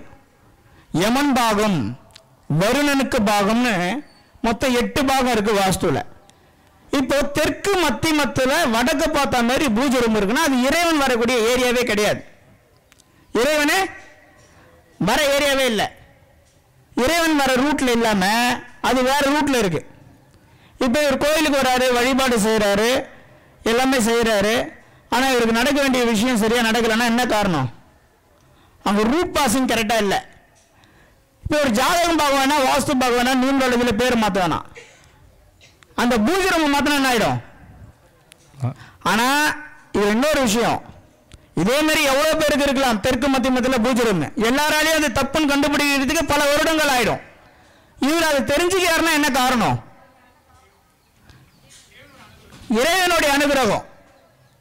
இறைவனுடைய அனுகிரகம், அவர் செய்த செயல்கள் இந்த காலகட்டத்தில் இவருக்கு இந்த உண்மையை போய் காதுக்கு கொண்டு போய் சேர்த்துருது. சரி, இப்போ உங்களுடைய வேலை என்ன செய்றீங்க? உங்களுடைய கேள்வி என்ன? கடன் பிரச்சனை தான் சார். ஏன் கடன் வந்தது? சொத்து ஆனது பிரச்சனை வேற எதனா இருக்கா? கடன் மட்டும் தான் இருக்கா, வேற இருக்கா? கடன் பிரச்சனை. சொத்து பிரச்சனை? சொத்து அம்மா இது டிஸ்பியூட்ல இருக்கு சார். அம்மா ப்ராப்பர்ட்டி என் பேர்ல தான் இருக்கு. அது தெற்கு மத்தியமத்தில் பூஜை ரூம் வச்சிருந்தீங்கன்னா சொத்து கைக்கு வந்து சேராது. ஓகே. ரெண்டாவது, கடன் பிரச்சனை ஹெவியா போயிடும். கடனே இல்லைன்னா மருத்துவ செலவுல போய் படுத்துருவீங்க. இந்த மாதிரி தெற்கு மத்தியமத்திலமா யார் வீட்டிலலாம் பாத்ரூம் இருக்கு, அதாவது தென்கிழக்குக்கும் தென்மேற்குக்கும் இடையில சென்ட்ரு இருக்கா, இவங்கெல்லாம் பெரிய பிரச்சனை இருக்கும். அதாவது நல்லா கேட்டுக்குங்க, கிழக்குக்கும் மேற்குக்கும் சென்டர்ல தெற்கு பக்கமா இருக்கணும். புரியுதா? இல்ல புரியலன்னா சொல்லுங்க, யாரா இருந்தாலும். யாருன்னா புரியலன்னா சொல்லுங்க, புரியல. தென்கிழக்குக்கும் தென்மேற்குக்கும் மத்தியமத்தில் ஒரு வீட்டில் பாத்ரூம் இருந்தா ஸ்டென்ட் வைக்கிறதுன்னு சொல்லுவாங்க. ஹார்ட் பிளாக் வந்து ஸ்டென்ட் வைக்கிறது தெரியல, அந்த மாதிரி பாத்ரூம் இருக்கிற வீட்டில் தான் ஸ்டென்ட் வைப்பாங்க. அந்த மாதிரி பாத்ரூம் இருக்கிற வீட்டில் தான் கோர்ட்டு கேஸ் அதிகமாக வரும். வீட்டில் உள்ள பூந்தாலே அடில் பிரச்சனைகள் நடக்கும். ஒரு பய உணர்வு இருந்து கொண்டே இருக்கும். ஒரு சின்ன ஒரு பூஜை ரூம் பண்ற வேலை எவ்வளோன்னு பாருங்க. இப்போ இவருக்கு கடன் பிரச்சனை இருக்குன்றாரு, நம்மளுக்கு நேரடியாக ஒரு ஸ்டேட்மெண்ட் தராரு. சொந்த வீடா? ஆமாம் சார், சொந்த வீடு. எத்தனை வருஷமா இருக்கீங்க? 2014 இருக்கு. 2000 10 வருஷமா. உங்க தாத்தாக்கு எத்தனை மனைவிகள்? ஒருத்தர் தான். உங்க அம்மா ஒய்ஃபோடைய அப்பாவுக்கு? ஒரு ஆள் தான். ரெண்டு சைடுமே ஒன்று தான். அவங்களுடைய தாத்தாக்கும் ஒரு மனைவி தான். ஆமாம். உங்களுக்கும் ஒரு மேரேஜ் தான். ஆமாம். சரி, ரைட். இப்போ என்ன பண்ணுறீங்கன்னா, இப்போ இல்லை அது மத்தியமத்தில் தான் இருக்கா நவுந்து இருக்கான்னு செக் பண்ணிக்கிறோம். நவுந்து இருந்துச்சு, அவர் தெரியாமல் குத்து மதிப்பாக சொல்கிறாருன்னா கரெக்டாக சென்டரில் தான் இருக்கா இல்லை நவுந்து இருக்கா நம்ம தெரிஞ்சுக்கிறோம். இவர் 2 மேரேஜ்னு சொல்லியிருந்தாருன்னா அது மத்தியமத்தில் கிடையாதுன்னு அர்த்தம், அது தென்மேற்கு போயிடுச்சுன்னு அர்த்தம். இல்லை யாருக்குமே 2 கல்யாணம் நடக்கலை அப்படின்னா அவர் சொல்கிற மாதிரி அவங்க வீட்டில் மத்தியமத்தில் தான் பூஜனம் இருக்கிறதுன்னு நம்ம கணக்கில் எடுத்துக்கிறோம், வேற ஒன்றும் கிடையாது. இப்போ இவர் வந்து பூஜனம் மாற்ற சொல்ல போகிறோம். இப்போ 50 அடியில் 16 அடியில் இருக்குது சார். எத்தனை அடி? லென்த் 50 அடி. 50 அடி. பெட்ரூம் 16 அடி தள்ளி அடுத்ததே தான் பூஜை ரூம் தான். மொத்தம் நீட்டு வந்து தெற்கு சுவர் வந்து 50 அடி. 50 அடி. அதில் 16வது அடியில் இருக்கு. 16 அடி பெட்ரூம். 16 அடி பெட்ரூமு. அதை ஒட்டி தான் பூஜை ரூம். சரி, 16 அடி பூஜை ரூம் வந்து எத்தனை அடி இருக்கு? 4 அடி சார். சரி, இப்போ வந்து 16 அடின்றது மேற்குல இருந்து சொல்றீங்க. ஆமா, மேற்குல இருந்து 16 அடி பெட்ரூம் போட்டீங்க. 16 அடியில இருந்து பூஜை ரூம் வச்சிட்டீங்க. 4 அடி. மொத்தம் வந்து எத்தனை அடி? 50 அடி. 50 அடி. சரி, கிச்சன் எத்தனை அடி? அதாவது பூஜை ரூம் சுவர்ல இருந்து கிச்சன் சுவர் எத்தனை அடி? பூஜை ரூம் சுவர்ல இருந்து கிச்சன் மட்டும், அதுல இருந்து ஸ்டெப்ஸ் சென்டர்ல மேல போறதுக்கு இருக்கு. சரி, அது ஓகே, ரைட். தெற்கு மத்தியமத்துல படி போகுது. படிக்கட்டுல இருந்து கிச்சன் எத்தனைக்கு எத்தனை? 10க்கு 10. 10க்கு 10. அப்ப மத்தியமத்துல பூஜை ரூம் கன்ஃபார்மா இருக்கு. 16 அடி பெட்ரூம் கரெக்டா. எமன் பாகத்துல பூஜை ரூம் ஒட்டின மாதிரி படிக்கட்டு, அதன் பக்கத்துல கிச்சன். கரெக்டா? Sir, right. நீங்க அந்த எமன் பாகத்துல பாத்ரூம் இருக்கிறவங்க கிட்ட கொடுத்துருங்க மைக்கே, நான் உங்களுக்கு விஷயம் சொல்லிடுறேன். இப்போ இவர் வந்து என்ன பண்ணியிருக்காரு அப்படின்னா, படிக்கட்டை கரெக்டா போட்டிருக்காரு, பெட்ரூம் கரெக்டா போட்டிருக்காரு, கிச்சனையும் கரெக்டா வச்சிருக்காரு. பூஜை ரூம் தூக்கி மை தென்மேற்குக்கும் யமன் பாகத்துக்கும் சரியான ஒரு இடத்துல போய் வடக்கு பார்த்த மாதிரி பூஜை ரூம் வச்சிட்டார். இப்ப நம்ம என்ன சொல்றோம்னா, பரிகாரத்தை நான் எப்பவுமே சொல்ல மாட்டேன், கயிறு கூட கட்டக்கூடாதுன்னு சொல்லுவோம் அடிக்கடிக்கு. நம்மளுடைய வீடியோ பார்க்குறவங்க நிறைய பேருக்கு தெரியும், நம்ம அதிகமாக பரிகாரத்தை ரெஃபர் செய்வது கிடையாது. ஆனால் வாஸ்துபடி சில இடங்களை கரெக்ஷன் செய்யும் போது நாம் இமிடியேட்டா ஒரு சில மாற்றங்களை கண்கூட பார்க்கலாம் அப்படின்னு நான் சொல்லுவேன். இவர் வந்து பூஜை ரூம் கம்பல்சரி மாற்றணும். இதே பௌர்ணமிக்கு இன்னும் 2 மாசம் 3 மாசம் வராரு. ஒரு 2 பௌர்ணமி கழிச்சு 3வது பௌர்ணமி இவரே நம்ம என்ன பண்ண போறோம், மறுபடியும் அதோடைய மாற்றத்தை நம்ம நேரடியாக கேட்க போறோம். நம்ம நேரடியாக கேட்க போறோம். 2 மாசம் மேக்சிமம் 3 மாசத்துல பூஜை ரூம் மாத்தின பிறகு இவருடைய மனநிலை, உடல்நிலை, தொழில், வருமானம் எல்லாமே மாறிடும். எல்லாமே இதுக்கு நேரடியா இவருக்கு 2 மாசம். இது வந்து நம்ம செப்டம்பர், அக்டோபர், நவம்பர் மாசம் விட்டுருங்க. டிசம்பர் மாசத்துல நீங்க மீண்டும் இதே மாதிரி இதே இடத்துல பப்ளிக் முன்னாடி இது மாதிரி நான் வந்தேன், பூஜை ரூம் மாத்தினேன், இப்ப எந்த சிச்சுவேஷன்ல இருக்குன்றதை நீங்க சொல்லிடணும். பூஜை ரூம் எங்க மாத்துவீங்க? இப்போ சவுத் ஈஸ்ட்ல, சவுத் ஈஸ்ட்ல இருக்கக்கூடிய வடமேற்கு, அதாவது படிக்கட்டுக்கு கீழே பூஜை ரூம் வரக்கூடாது. நல்லா, சில பேர் வீட்டு உள்ள இன்னர்ல படிக்கட்டு வச்சிருப்பாங்க, படிக்கட்டுக்கு கீழே பூஜை ரூம் இருக்கும், இருக்கக்கூடாது. கோவில் மேல நம்ம ஏறி நடந்து போற அமைப்புல பூஜை ரூம் வைக்கக்கூடாது. படிக்கட்டுக்கு பக்கத்துல தென்கிழக்கில் இருக்கக்கூடிய வடமேற்குல என்ன பண்றீங்க, பூஜை ரூம் மாத்துறீங்க. இமிடியேட்டா உங்களுக்கு என்ன ஆயிடும் ரிசல்ட்? 3 மாசத்துல கடன் பிரச்சனை நிவர்த்தி ஆயிடும். நிவர்த்திக்கு ஆவறதுக்கு உண்டான வழி கேட் ஓபன் ஆயிடும். சரிங்களா? எங்க இருந்து மாறீங்க? கோவிலம்பாக்கம் சார். கோவிலம்பாக்கம். உங்க வீட்லயே அதே மாதிரி தான் பாத்ரூமா? ஆமா, அதே மாதிரி தான். உங்க வீட்டுக்காரர் என்ன பண்றாரு? Carbon work. உடல்நிலை எப்படி இருக்கு அவருக்கு? அவருக்கு பரவாயில்ல. சரி, உங்க மாமனார் இருக்காரா? மாமனார் இல்லைங்க சார். மாமனார் எப்போ இருந்தாரு? அவரு 10 வருஷம் ஆகுது. அவர் ஹார்ட் நல்லா இருந்ததா? இல்ல, அவருக்கு சுகர் பேஷண்ட், ஹார்ட் ப்ராப்ளம் எல்லாமே இருந்தது. தென்கிழக்கு மத்தியமத்துல பாத்ரூம் தான் ஹார்ட் பிரச்சனை வந்துடும். 100% வந்துடும். இப்ப மாமனார் இல்ல, அவருக்கு அந்த வீட்டுல இருந்தாரு அவரு. நீங்க இருந்த வீட்டுல? இந்த வீட்டுல இல்ல. இல்ல இல்ல. அப்ப பூர்வீகத்துல இருந்து அது வந்து யமன் பாகம் பிரச்சனையா இருக்கும். இப்ப உங்களுக்கு என்ன பிரச்சனை? என்ன பிரச்சனை? தலசம் பையன், அவனுக்கு வேலை வாய்ப்பே எதுவுமே கிடைக்கிறது இல்ல. எங்களுக்கு ஒரு 350 ஸ்கொயர் ஃபீட் தான் வீடு. ஸ்ட்ரைட்டா போகும்போதே வந்து பீரோ. அது என்ன தசை பார்த்த வீடுமா? கிழக்கு பார்த்த மாதிரி வாசப்படி. சரி, ஒரு விஷயம், எப்பவுமே ஒரு வீடு என்ன பார்த்த வாசல்னு கேட்டா நிறைய பேர் என்ன பண்றாங்கன்னா, வீடு எந்த பக்கம் பார்த்துருக்குன்னு சொல்லணுமா இல்ல நம்ம உள்ள போற திசையை பார்த்து சொல்லணுமான்னு தெரியல. ஒரு வீடு வந்து கிழக்கு பார்த்த வாசல் அப்படின்னா இவங்க எதை பார்த்து உள்ள போவாங்க? மேற்க பார்த்து உள்ள போவாங்களா? இவங்க என்ன பண்ணிடுவாங்கன்னா மேற்க பார்த்த வாசல்னு சொல்றாங்க சில பேர். அதனால நம்ம எந்த திசையை பார்த்து உள்ள போறோன்றத விட்டுடுங்க. எந்த திசையை பார்த்து வாசல் இருக்கு அப்படின்றத நீங்க தெரிஞ்சுக்கணும். கிழக்கு பார்த்த வாசல் என்றால் கிழக்கு பார்த்தது தான் சொல்லணும். வாசல் எந்த திசையை பார்த்துருக்கோ அதை தான் சொல்லணும். வாசல் எந்த பக்கமா? கிழக்கு பார்த்த வாசலா இருக்கு. போகும்போதே பீரோ அது பக்கத்துல சின்னதா தான் பூஜை ரூம். உங்க மூத்த பையனுக்கு வேலை கிடைக்கல, வேலை இல்ல, எந்த வேலைக்கு. இப்போ நீங்க வீட்டு உள்ள போறீங்க, வீட்டோடைய வாசல் நடு சென்டர்ல இருக்கா, வலது பக்கம் இருக்கா, இடது பக்கம் இருக்கா?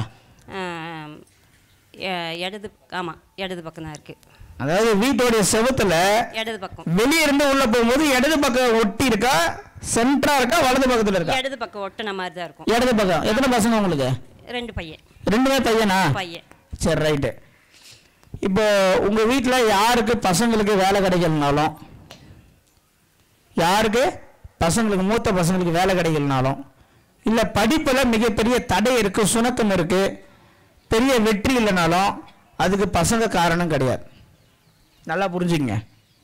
பசங்களுக்கும் அவங்களுடைய தடைக்கும் காரணம் கிடையாது, பெற்றோர்கள் தான் காரணம். 100% பெற்றோர்கள் தான் காரணம். இதை நீங்க தெரிஞ்சுக்கணும்னா என்ன பண்றீங்கன்னா, உங்க வீட்டில் ஒரு பையன் நல்ல வேலைக்கு போறார், மாசம் 30,000 50,000 சம்பளம் வாங்குறார் அப்படின்னா, அந்த பெற்றோர் போய் ஒரு மாசம் வடகிழக்கு அப்படின்னு இருக்கக்கூடிய ஈசான ரூம்ல படுத்து தூங்கினா பையனுக்கு வேலை போயிடும்.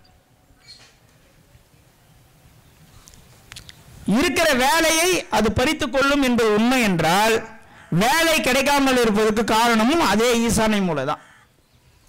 இப்ப நீங்க எங்க தூங்குறீங்க? அதேதான் சார், நீங்க சொல்ற பக்கம் தான் படுத்தே தூங்குறேன். ஏன்னா இடமே அவ்வளவு கிடைக்காதுமா, உங்க பையனுக்கு வேலை கிடைக்காது. ஒரு பெற்றோர்கள் ஈசானை மூலையில போய் தூங்குனீங்கன்னா பையன் லைஃப்ல தோத்துருவா. இதுதான் உண்மை.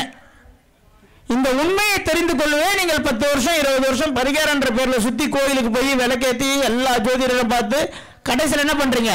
எவனோ எனக்கு செய்வன செஞ்சுட்டான், யாரோ எனக்கு ஏதோ கந்திருஷ்டி ஆயிடுச்சு. கந்திருஷ்டிலாம் உண்மை, நான் இல்லைன்னு சொல்லல, 100% உண்மை. ஆனால் நீங்கள் அதையே நினைத்து நினைத்து பல காரியங்களில் கோட்டை விட்டுறீங்க. இப்ப இவங்க எங்க தங்குவாங்க தெரியுமா? வீட்டு உள்ள போனதும் வலது பக்கம் போன உடனே வலது பக்கம் ஓரத்துல இருக்கக்கூடிய ரூம்ல தங்குறாங்க. அதானம்மா? அவ்வளவுதான், ஏன்னா இருக்கிறதே அவ்வளவுதான் இடம். அதாம்மா, அதுதான் சொல்றேன், அங்கதான் விஷயமே இருக்கு. இப்போ ஒரு வண்டி போனோன்ட்டு ஆக்சிலேட்டர்ல ஃபுல்லா மெரிக்கிறீங்க, அதே சமயம் பிரேக்கையும் அழுத்தி பிடிச்சிருக்கீங்கல்ல, அதுதான் உங்க கதை. பையன் வேலைக்கு போனோம், ஆனா பெற்ற தாய் தந்தை ஈசானை மூலையில தங்கணும். இது ரெண்டுத்துல எதனா ஒண்ணு பண்ணணுமா? ஒன்னு ஆக்சிலேட்டர் இருந்து காலை எடுத்து வண்டி அங்கே நிப்பாட்டிடணும். நீங்க உங்களுக்கு அதுதான் வீடு, 350 ஸ்கொயர் ஃபீட்ல தான் வீடு இருக்குன்னா மறந்துடணும், பையனுடைய லைஃப் மறந்துடணும். இல்லைன்னா அந்த ஈசானை ரூம்ல தங்கக்கூடாது. வேற வழி என்ன, மாற்று வழி என்னன்னா முதல்ல வீடை மாற்றணும். சொந்த வீடாக இருந்தால் வீடை வைக்கணும், இல்லைன்னா வீட்டை விட்டு வெளியே வரணும். வெளியே வரும்போது உங்க பையனுக்கு இம்மிடியேட்டா என்ன ஆகும்னா, ஒரு பெரிய கம்பெனி நிறுவனத்திலிருந்து ஆஃபர் லெட்டர் வரும். இதுதான் உண்மை. இல்ல இல்ல உங்களுக்கு ராகு கேது தோஷம் இருக்கு, உங்க பையனுக்கு சனி தசை நடக்குது, நேரம் சரியில்லைன்னா 19 வருஷம் சனி தசையும் வேலைக்கு போகாத இருக்க முடியுமா? இல்ல சனி தசையில வரக்கூடிய ஒரு புத்தியும் 1.5 வருஷம் 1.25 வருஷம் வரும், அது வரைக்கும் வேலைக்கு போகாத இருக்க முடியுமா? கிடையாது. இல்ல பையனோட ஜாதகத்தை எதுனா பார்க்க முடியுமா சார்? அதான், என்னதான் நம்ம உண்மையை சொன்னாலும், என்னதான் நம்ம எவ்வளவு பெரிய விஷயத்த சொல்றேன், என்ன சொல்ற, மிகப்பெரிய ஒரு பொக்கிஷத்தை சொல்ற, மிகப்பெரிய பொக்கிஷம். ஆனா மறுபடியும் அம்மா என்ன சொல்றாங்க, பையனுடைய ஜாதகத்தை பார்க்கலாமா அப்படின்னு கேட்கறாங்க. அதுதான், ஏன்னா உங்களுக்கு அந்த வீட்டை விட்டு வெளியே வர முழு மனது இல்லை. எப்போ அந்த மனதை அவங்க ஏத்துக்கிறாங்களோ அன்னைக்கு அவங்க ஜெயிப்பாங்க. இதை ஏன் சொல்றேன்னா, ஏத்துக்கிறவங்க தான் நிறைய பேர் ஜெயிச்சிருக்கிறாங்க. ஒன்றும் இல்லை, எங்க சித்தப்பா நான் என்ன சொன்னாலும் கேட்க மாட்டார். எங்க சித்தப்பா நான் சொன்னாலும் கேட்க மாட்டார். இப்ப கொஞ்ச நாளா நான் சொல்லாம எதுவுமே செய்ய மாட்டார். நான் சொன்னேன், சித்தப்பா இந்த மாதிரி பிரச்சனைகள்லாம் ஏற்படக்கூடிய காரணம் இருக்கு, கேட்கல, ஏற்பட்டுருச்சு, இப்ப என்ன மாற்று வழின்னு கேட்கிறாரு. வீட்டை இடிக்க சொல்றேன், ஜேசிபி எடுத்துட்டு வந்தாங்க, ஃபுல்லா இடிச்சு நிறைவிட்டாங்க. கிட்டத்தட்ட ஒரு 100 வருஷத்துக்கும் பழமையான வீடு. ஏனென்றால் ஒரு விஷயத்தை நல்லா தெளிவா புரிஞ்சுக்கிங்க, நீங்க வீட்டை மாறினாலோ இல்ல ஈசானிய மூலையில தங்கறதுல இருந்து வேற இடம் மாத்தி தங்கினாலோ உங்க பையனுக்கு வேலை கிடைச்சிடும். அதுக்கப்புறம் நீங்க சொல்லவே ஜாதகத்தை பார்க்கலாம். என்ன வயசு ஆகுது பையனுக்கு? 20 வயசு ஆகுது. என்ன பேரு? அப்போ கூட ஈசான மூலையில் விட்டு எந்த வர மாட்டீங்க.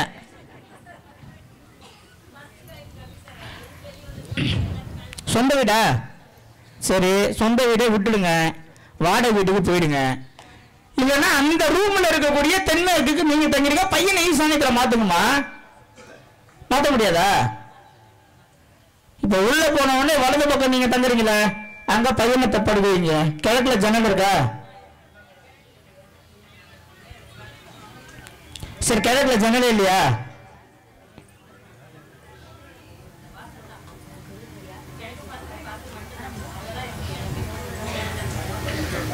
இடம் சரி. இப்ப கிழக்கு பார்த்த வாசலான கிழக்குல ஜன்னல் இல்லை, உள்ள போனதும் வலது பக்கத்துல நீங்க தங்குறீங்க. சரி, அது உள்ளுக்குள்ள ஒரே ஒரு ஹால், ஒரே கிச்சனா, அவ்வளவுதானே. இப்ப நீங்க என்ன பண்றீங்க, உங்க வீட்டுக்காருக்கு பூர்வீகத்தில் இடம் இருக்கா? அதுல வீடு இருக்கா? சரி, ரைட்டு. இப்ப வீட்டை விட்டு வெளியே வந்துருங்கம்மா.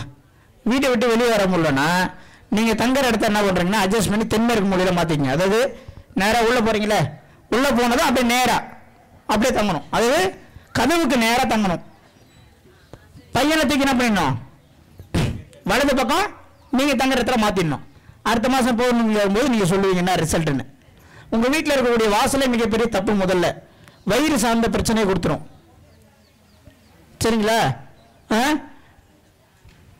இருக்கும். உள்ள வயிறுல கத்தி வைக்கக்கூடிய சுச்சுவேஷனை கிரியேட் பண்ணும். பித்தப்பை பிரச்சனை கொடுக்கும், கல்லீரல் மண்ணீரல் பிரச்சனை கொடுக்கும். முதல்ல நீங்க ஈசாரிய மூலையிலிருந்து என்ன பண்ணிடணும், மாறணும். ஷோரூம் மாத்திக்கலாம், யமன் பாகத்தில் ஷோரூம் மாத்திக்கலாம். நல்ல விஷயம் புரிஞ்சுங்க. உங்க வீட்டில் பசங்க நல்லா வளர்ச்சி அடைய வேண்டும். என் குழந்தை நல்லா படிக்கணும், பொண்ணு படிக்கவே மாட்டேன்னா பொண்ணு அதுக்கு காரணம் கிடையாது. பையன் வேலைக்கே போக மாட்டான்னா பையன் பொறுப்பு இல்லாதவன்றது காரணமே கிடையாது. என்ன பண்றீங்க, நீங்க போய் ஈசானியத்தில் தங்கிடுங்க, பையன் என்ன பண்ணுவான், டவுன் ஆயிடுவான். சில வீட்டில் நீங்க நல்லா உற்று நோக்கி கவனிச்சு பாருங்க, ஒரு வீட்டில் அப்பா இறந்ததுக்கு அப்புறம் பையன் டெவலப் ஆயிருப்பான். சில பேருக்கு நீங்க நல்லா ஊர் சைட்லாம் போய் பாருங்க, அதெல்லாம் சில பேர் சொல்லி கேள்விப்பட்டது உண்டான்னு தெரியல எனக்கு. சில வீட்டில் பாருங்க, மாமனார் இறந்த பிறகு மருமகன் டெவலப் ஆயிருப்பான். இதெல்லாம் நாங்கள் எங்கள் துறையில் இருக்கிறதுனால தொடர்ந்து வாட்ச் பண்ணுறோம். அதனால அப்பா அம்மா ஈசானிய மூலையில் வேற யாருன்னா இங்கே ஈசானியத்தில் படுக்கிறவங்க யாருன்னா பெற்றோர் இருக்கீங்களா? வடகிழக்கில் மாத்திட்டீங்களா? உங்க எத்தனை பசங்க? ஒரு பொண்ணு ஒரு பையன். பையனுக்கு வயசு? நீங்க எத்தனை வருஷமா ஈசானியத்தில் தூங்குனீங்க? எத்தனை வருஷமா தூங்குனீங்கன்னு கேட்டேன். எப்பவுமே மக்கள் தப்பா ஒத்துக்கிறதுக்கு சம்மந்தமே இல்லாத பதில் சொல்லுவாங்க. நம்பாலு சாப்பிட்டியான்னு கேட்டேன், இப்பதான் தூங்கி ஏந்து வந்தேன்.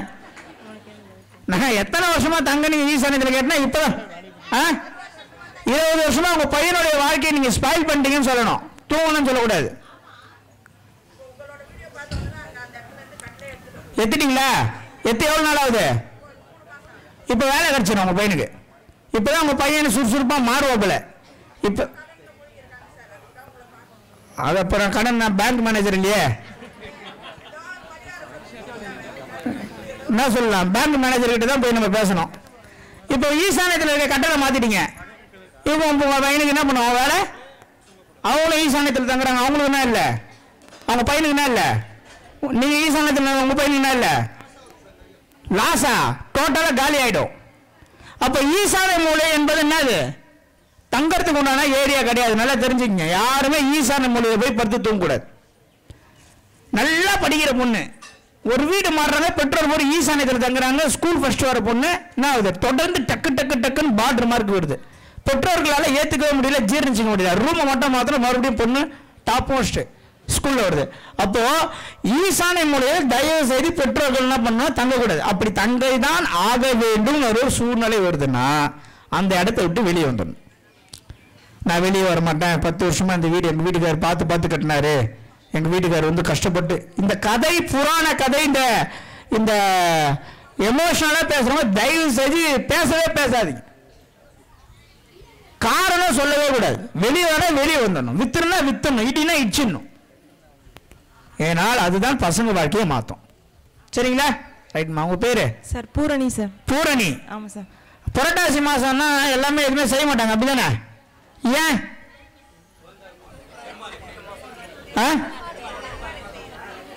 இது 2-3 நிறைய காரணம் சொல்லலாம். அறிவியல் ரீதியாக ஒரு காரணம் சொல்லலாம், ஆன்மீக ரீதியாக சொல்லலாம். சரிங்களா? நிறைய காரணம் நிறைய சொல்லினே இருக்கலாம். புரட்டாசி மாசம்னா கறி ஓடாது, மஷ்ரூம் நல்லா ஓடும். கரெக்டா? அப்போ கூட நம்ம விட மாட்டோம், அது ஈக்குவலாக ஒன்று வாங்கி சாப்பிடுவோம். அப்போ புரட்டாசி பூரண ஆசையை வழங்கக்கூடிய மாதம் அது. நான் வந்து புரட்டாசியில் வந்து என்ன பண்ணுவேன், வீட்டுக்கு டேட்டு குறிப்பேன், கல்யாணத்துக்கு கூட டேட்டு குறிப்பேன். நம்ம ஸ்டைலே வேற, நம்ம ஸ்டைலே வேற. ப்ராக்டிக்கலாக ஒத்துக்கணும் எதுவாக இருந்தாலும். நான் சொல்லுங்க அவங்க பேரு? Sir Poorani sir. எங்கேருந்து வரீங்க? முடிச்சூர் சார். முடிச்சூர். ஆமாம் சார். Right sir. ஒரு 3 மாசமா உங்க வீடியோ ஃபாலோ பண்ணிட்டு இருக்கோம். சரி. இப்போ தென்மேற்கு எந்த சேனல்ல பாக்குறீங்க வீடியோவை? இவங்க எங்க ஹஸ்பண்ட் தான் சார். சித்தர் யுகத்துல பாக்குறேன். சித்தர் யுகத்துல பாக்குறீங்க? ஆமா சார். அதுக்கப்புறம் வந்து நெட் கேஃபேல பாக்குறேன். சரி, ஓகே, ரைட். சார் நீங்க சொன்ன மாதிரி முதல்ல எங்களுக்கு 2013 வீடு வாங்கணும் சார். சரி. அப்போ ஹால்ல வடமேற்குல தான் இருந்தது சாமி ரூம். சரி. அதுக்கப்புறம் ரொம்ப பிரச்சனையாகி 3 மாசத்துலயே தென்மேற்குல ஒருத்தவங்க மாத்த சொன்னதுனால பூஜை ரூம தென்மேற்குல மாத்தி இவங்களுக்கு முடக்குவாதம் வந்துருச்சு சார். 13 வருஷம் ஆச்சு. இப்போ உங்க வீடியோ மாத்தி 3 மாசம் ஆச்சு சார். வடமேற்குல கரெக்டா வச்சிட்டோம். வடமேற்கு ரூம்ல வடமேற்கு பார்த்து கிழக்கு பார்த்து வச்சிட்டோம். சரி. கிழக்குல ஜன்னல் இல்ல, அதனால இப்ப ஜன்னல் வச்சிட்டோம். சூப்பர். ஆனா இன்னும் ஒரு 4 மாசம் ஆச்சு சார். உங்களுக்கு இன்னும் ஜாபும் இல்ல, அதே மாதிரி காலும் சரியாகல. சரி. இப்போ உங்களுக்கு பூர்வீகம்னா ஊரு? திருச்சி சார். திருச்சி. திருச்சியில எங்க? திருவானைக்கோயில். திருவானைக்கோயில்ல எங்க? ஒத்த தெரு சார். ஒத்த தெருல இருக்கீங்க. கோவிலோட 5வது பிரகாரம் சார். 5வது பிரகாரம். ஜம்புகேஸ்வரர். ஆமா. அகிலாண்டேஸ்வரி.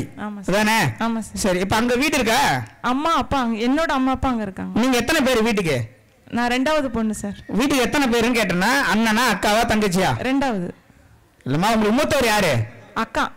இப்போ நம்ம வீடியோ பாக்குறவங்க ரெகுலரா நான் நிறைய பேருக்கு என்ன சொல்லுவேன் அப்படின்னா, மச்சான் இல்லாத வீட்டுல பொண்ணு எடுக்கிறவங்களை பத்தி பேசுறீங்க, கேட்டிருக்கீங்களா? கேட்டேன் சார். அது நாங்களே கேட்டோம் சார். கேட்டிருக்கீங்களா? ஆமா. 2 பொண்ணு, அதுல நான் 2வது பொண்ணு. எங்க வீட்டுல கிழக்கு சைடு ஓப்பனே கிடையாது, எல்லாமே க்ளோஸ். சரி. இப்போ உங்க அக்கா வீட்டுக்காரர் எப்படி இருக்காரு? அவர் நல்லா இருக்காரு. நல்லா இருக்காரா? இப்ப திருச்சி திருவானைக்கோயில்ல இருக்க வீடு யாருக்கு சொந்தம்? நாங்க வேணாம்னு சொல்லிட்டோம் சார். வேணாம் சொல்லிட்டீங்க. அதெல்லாம் அந்த கதைலாம் சொல்லக்கூடாது. உண்மையதான் சார். வேணாம் எப்ப சொன்னீங்க? அப்பவே சொல்லிட்டோம். சரி. அவர் என்ன சொல்றாரு உங்க அக்கா வீட்டுக்காரு? அவங்க வாங்கிக்கிறேன், அவங்க வச்சுக்கிறேன்ட்டாங்க. அவங்க எடுத்துக்கிறேன்ட்டாங்களா? அவங்களுக்கு எத்தனை பசங்க? 2 பொண்ணு. உங்க வீட்டுக்காரோட மனநிலை எப்படி இருக்கு? அந்த வீடு என்ன திருச்சி வீடு வேணுமா? வேணாம். 2 பேருக்குமே வேணாமா? அது யார் பேர்ல இருக்கு? எங்க அம்மா பேர்ல இருக்கு. உங்க அம்மாவுக்கு வந்து அது நீ வேணாம்னு சொன்னாலும் அதுக்கு ஒரு பார்ட் அமௌண்ட் உங்களுக்கு கொடுக்கணும்னு என்ன இருக்கா உங்க அம்மாக்கு? தெரியல சார். தெரியலையா? ஒரு நல்லா புரிஞ்சுக்கங்க. பையன் இல்லாத வீட்டில் பொண்ணு எடுக்கிறீங்க. பையன் இல்லாத வீட்டில் பொண்ணு எடுக்கிறீங்கன்னா மாமனாருடைய வீடு வாஸ்து நம்மளுக்கு வேலை செய்யும். மாமனாருடைய வாழ்க்கை டிக்டோவா மருமகனுக்கு வரும். இப்போ ஒரு டவுட் வந்துடும், 2 பொண்ணு மூத்த மருமகனுக்கு வேலை செய்யுமா இளைய மருமகனுக்கு வேலை செய்யுமா அப்படின்னு கணக்கு எடுத்துக்கிறோம். யாருக்கு அந்த வீட்டு மேல அதிகமா மோகம் இருக்குதோ அவங்களுக்கு பிடிச்சிக்கும் அந்த வீடு. உண்மைமா? உண்மை. ஒரே பொண்ணு தான் மூத்த மருமகனை வச்சு செஞ்சிடும். 100% உண்மை. இப்போ இவங்க என்ன சொல்றாங்க, நான் பூஜை ரூம் மாத்திட்டேன், கிழக்குல ஜன்னல் வச்சுட்டேன், இன்னும் எனக்கு ரிசல்ட் வரல அப்படின்னா அவங்க கூட அண்ணன் தம்பி இல்லைன்னு அர்த்தம். அண்ணன் தம்பி இல்லை. ஏன்னா சேஞ்ச் பண்ண உடனே சேஞ்ச் ஆகல. சேஞ்ச் ஆகணும்ல. மாத்திரை போட்டா என்ன ஆகணும்? நோய் குணமாகணும் தானே? நோய் குணமாகல. அப்ப வேற எங்கே பிரச்சனை இருக்குல்ல? எங்க இருக்கு அப்படின்னா, இவர் பொண்ணெடுத்த வீட்டில் மச்சான் இல்ல. அப்போ மாமனாரோடைய வீட்டுல வடமேற்குலயும் கிழக்குலயும் பிரச்சனை இருக்கா இல்லையா? இருக்கு. அப்போ அதுல வடமேற்குல பள்ளமோ கட்டோ கிராஸோ படிக்கட்டோ இருக்கும். கிழக்கு வீட்டு செவரு மத்த வீட்டு பக்கத்து வீட்டுல ஒட்டி இருக்கான்னு பாக்கணும். ஆமா, ஒட்டி தான் சார் இருக்கு. ஒட்டி இருக்கா? கோவில் வீடு, அதனால கிழக்கு ஒட்டி இருக்கு. அவ்வளவுதான் விஷயம். நம்ம வீட்டை நேர்ல பார்த்தோமா? கிடையாது இல்ல. அப்ப எப்படி குணமாகும்? ஆனா அவங்க சொன்னா மாத்த மாட்டேங்கிறாங்க. சரிங்கம்மா. உங்க அம்மா கண் ஆபரேஷன் பண்ணிட்டீங்களா? பண்ணியாச்சா? முதுகு தண்டு உங்க அம்மாக்கு வலிக்கா? இல்ல சார். L4 L5 பிரச்சனை இருக்கா? கண் ஆபரேஷன் மட்டும் பண்ணிருக்கீங்க. உங்க அக்காக்கு எத்தனை பசங்க? 2 பொண்ணு சார். என்ன வயசு? பெரிய பொண்ணு இப்பதான் காலேஜ் ஃபர்ஸ்ட் இயர். சரிம்மா. அதில் டாக்டர் யாருன்னா படிக்கிறாங்களா? இல்லை சார். சரி ரைட்டு. உங்களுக்கு எத்தனை பசங்க? எனக்கு 2 பையன். 2 பையன். அவங்க அக்கா பசங்களுக்கு கவர்மெண்ட் ஜாப் எதனா வேணும்னு எதனா எதிர்பார்த்துட்டு இருக்காங்களா? அது தெரியல. தெரியல. உங்களுக்கு உங்க அக்காவுக்கு முதல்ல பேச்சுவார்த்தை இருக்கா?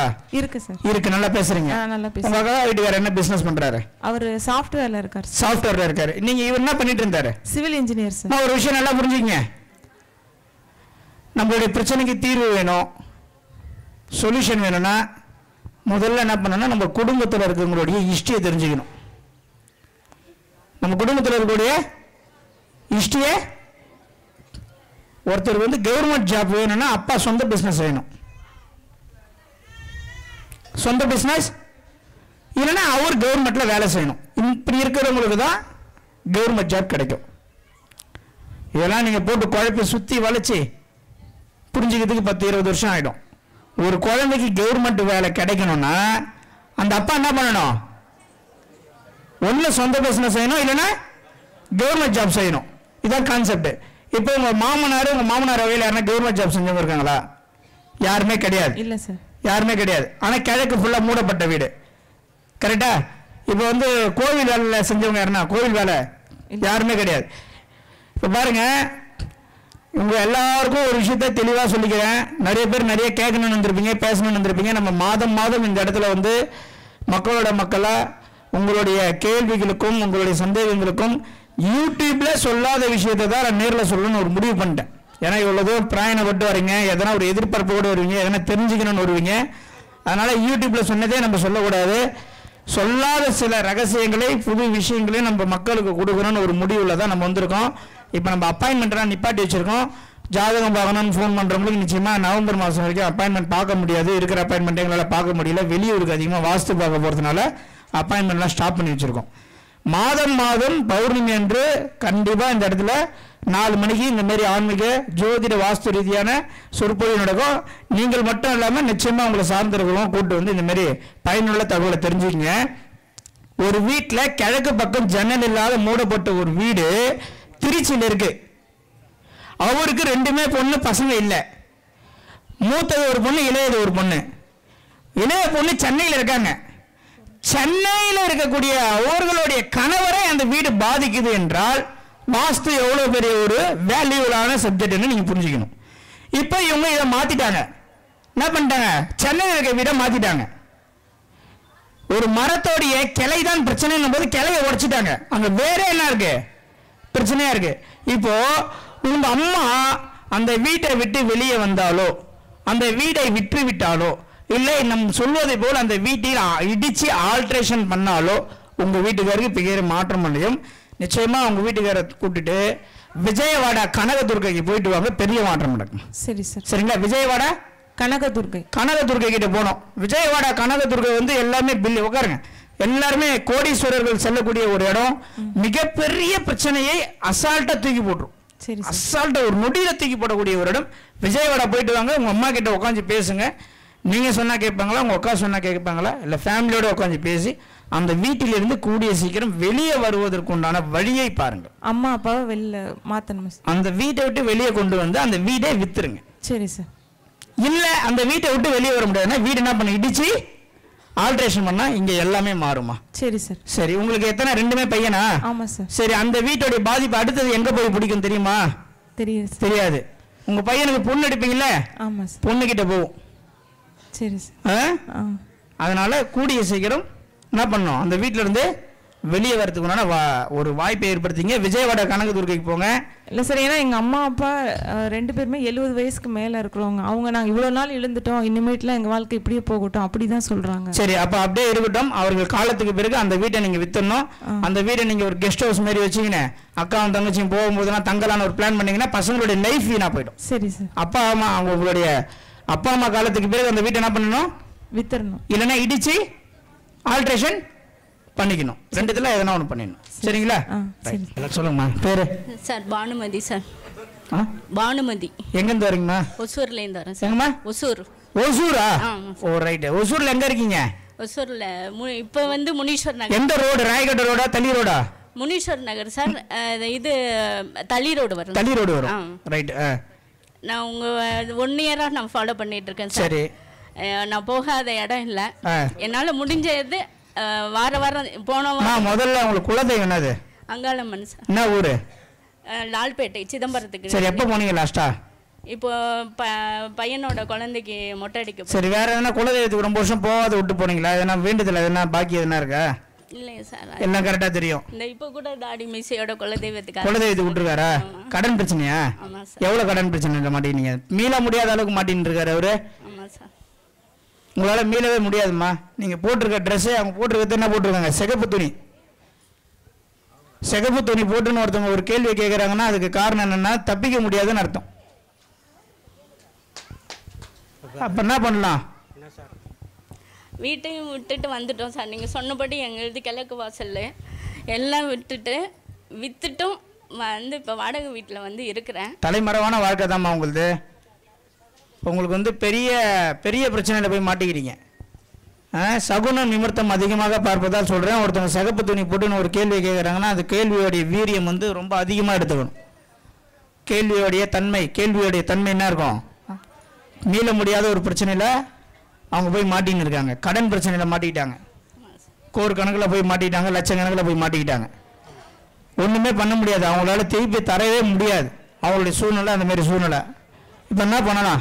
இப்போ இந்த மாதிரி பிரச்சனை யாரும் பேசாதீங்கண்ணா ப்ளீஸ். இப்போ இந்த மாதிரி மீள முடியாத ஒரு குடும்பம் கடனில் மாட்டிக்கிச்சு. வாய்ப்பே கிடையாது. எனக்கு நல்லாவே தெரியும். எனக்கு ஜோதிடம், ஜாதகம், வாஸ்துலாம் அப்புறம் தான். மூஞ்ச பார்த்தாலே முக்கால்வாசி தெரிஞ்சிடும். கிட்டத்தட்ட 2013 இருந்து 24 11 வருஷமா நான் ஒருத்தவங்களுடைய முகத்தை பார்த்தாலே அவர்களுடைய வாழ்க்கையை நிர்ணயம் செய்யக்கூடிய அளவுக்கு நம்மளுக்கு இறைவன் ஒரு அருளை கொடுத்துருக்கார். அவங்களுடைய பிரச்சனை தீர்க்க முடியாத பிரச்சனை. சரி, இப்போ நம்ம வீடியோவில் என்ன சொல்றோம் அப்படின்னா பரிகாரம் கிடையாதுன்னு சொல்றோம். பரிகாரமே கிடையாது, ஆனால் பிரச்சனை தீர்றதுக்கு வழி இருக்குன்னு சொல்றோம். கரெக்டுங்களா? கரெக்டா? இப்போ இந்த மாதிரி கடன் பிரச்சனைலாம் மாட்டிட்டாங்க. தீர்க்கவே முடியாத கடன் பிரச்சனை மாட்டிட்டாங்க. பெரிய லெவலில் போய் லாக் ஆயிட்டாங்க. இவங்களை காப்பாற்ற முடியும் நினைக்கிறீங்களா முடியாதுன்னு நினைக்கிறீங்களா? சார், நான் முடியும்னு உங்களோட ஃபாலோ பண்ணிட்டு இருக்கேன் சார் 1 வருஷமா. தொப்பூர் தர்கா நிச்சயமா முடியும். எப்படி தெரியுமா முடியும்? எனக்கு முடியும்னு உங்க மேல நம்பிக்கை வச்சு தான் சார் நான் வாரம் தொப்பூர் தர்கா, ஆம்பூர் ஆஞ்சநேயர் வாரம் நான் போய் இந்த உடம்பு வச்சுட்டு பஸ் ஏறி போயிட்டு வந்துட்டு இருக்கேன். என்னால் முடியும்னு போன மாதம் மலை ஏறினேன். 4 கை வச்சு ஏறி நான் வந்தேன். என்னால் முடியும், உங்களை ஃபாலோ பண்ணி நான் முடிக்கிறேன். கூட்டு பிரார்த்தனைக்கு மிகப்பெரிய பலம் உண்டுமா. கிறிஸ்தவர்கள், முஸ்லிம்கள்லாம் போய் பார்த்தீங்கன்னா அவங்களுடைய மத கோட்பாட்டில் ரொம்ப சரியாக அந்த கூட்டு பிரார்த்தனை ரொம்ப அற்புதமாக பண்ணுவாங்க. ஒரே இடத்துல நாம் செய்யக்கூடிய கூட்டு பிரார்த்தனையுடைய பலம், அதோடைய ரிசல்ட் வேற லெவலில் வேலை செய்யும். அந்த கூட்டு பிரார்த்தனைக்காக தான் நம்ம எல்லாம் ஒன்றா சேர்ந்துருக்கிறோம். இப்போ உங்களுடைய பிரச்சனை மிகப்பெரிய பிரச்சனை, மிகப்பெரிய மீளா துயரில் கடனில் போய் மாட்டிக்கிறவங்க எல்லாருக்குமே இங்கே இருக்கிறவங்களுக்கு சொல்கிறேன், கடன் என்று வந்துவிட்டாலே, மீள முடியாத கடன் என்று வந்துவிட்டாலே, தீர்க்க முடியாத கடன் என்று போய் மாட்டிக்கொண்டாலே ஒரே ஒரு இடம் தான் உங்களை இமிடியேட்டா காப்பாற்றும். விஜயவாடா கனகதுர்கை கடனுக்கென்றே உருவாக்கப்பட்ட ஒரு இடம். கடன் என்று வந்துவிட்டால் விஜயவாடா கனகதுர்கை மிகப்பெரிய அளவில் உங்களுக்கு மாற்றத்தை கொடுக்கும். நான் ஊரா சுற்றி உலகமாக சுற்றி சில விஷயத்தை சேகரித்து கண்டுபிடிச்சி வாஸ்து ரீதியாக ஜோதிட ரீதியாக எடுத்துன்னு வந்து இங்கே 5 நிமிஷத்தில் உங்களுக்கு சொல்கிறேன். இது புக்குலேயோ நூல்லையோ யூடியூப்லேயோ கிடையாது. யூடியூப்லேயோ கிடையாது. இதுக்காக நான் எவ்வளோ தூரம் ட்ராவல் பண்ணுறேன், நைட்டு எத்தனை மணிக்கு தூங்குறேன், காலைல எத்தனை மணிக்கு எழுந்துக்கிறேன் அப்படின்றது எனக்கு மட்டும்தான் தெரியும். எனக்குள்ள ஒரு லட்சிய வெறி, ஒரு சில விஷயத்தில் மிகப்பெரிய சாதனை புரிய வேண்டும் ஜோதிட துறையில் வாஸ்துன்றதுக்காக நான் இறங்கி இவ்வளோ தீவிரமாக ஒர்க் பண்ணுறேன். அதனால் நீங்கள் ஏதோ ஜஸ்ட் லைக் தட் பேசுகிறேன்னு நினச்சக்கூடாது. ஒருத்தனுக்கு நேரம் கெட்டு போச்சு, அவன் யார் கூட கூடணும்?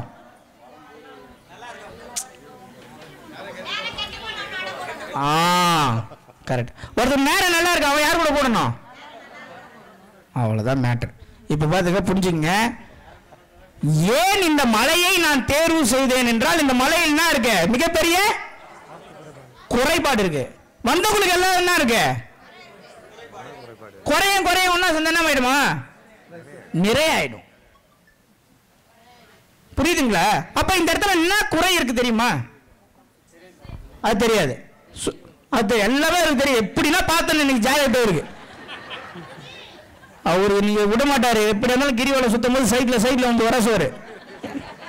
ஆனா அவருடைய வாஸ்து அந்த மாதிரி கட்டம் போட்ட சட்டை மேலே வேற ஃபோன் வேற வச்சுக்கிறாரு. மேலே ஃபோன் வைக்கிறது, விசிட்டிங் கார்டு வைக்கிறது, பேனா வைக்கிறது, இவங்கெல்லாம் நிச்சயமா வாழ்க்கையில் அச்சீவ்மெண்ட்டே பண்ண முடியாது, உண்மையாக பண்ண முடியாது. மேல் பாக்கெட்ல என்னால் பாக்கெட் இல்லாத சட்டை தான் எடுப்பேன், வேற வழி இல்லைன்னா பாக்கெட் வச்ச சட்டை எடுத்துப்பேன், அவ்வளோதான். எதுவுமே வைக்கக்கூடாது, மேல் பாக்கெட்ல எதுவுமே வைக்கக்கூடாது, வைக்கக்கூடாது. ஏன் என்பதுக்கு நான் காரணம் சொல்றேன், அது விஷயம் நம்மளுக்கு டைம் இல்லை, நிச்சயமா சொல்லிடலாம். மேல் பாக்கெட்ல வைக்கக்கூடாது, வைக்கக்கூடாது. யாசகம் கேட்கிறவங்களுக்கு உண்டான இடம் இது, அதனால இந்த இடத்துல நம்ம வைக்கக்கூடாது. சரிங்களா? ரைட். இப்போ நல்லா புரிஞ்சுக்கங்க, இந்த இடத்துல மிகப்பெரிய ஒரு குறைபாடு இருக்கு, மக்கள் எல்லாருக்குமே இருக்கு, குறைபாடு இருக்கு.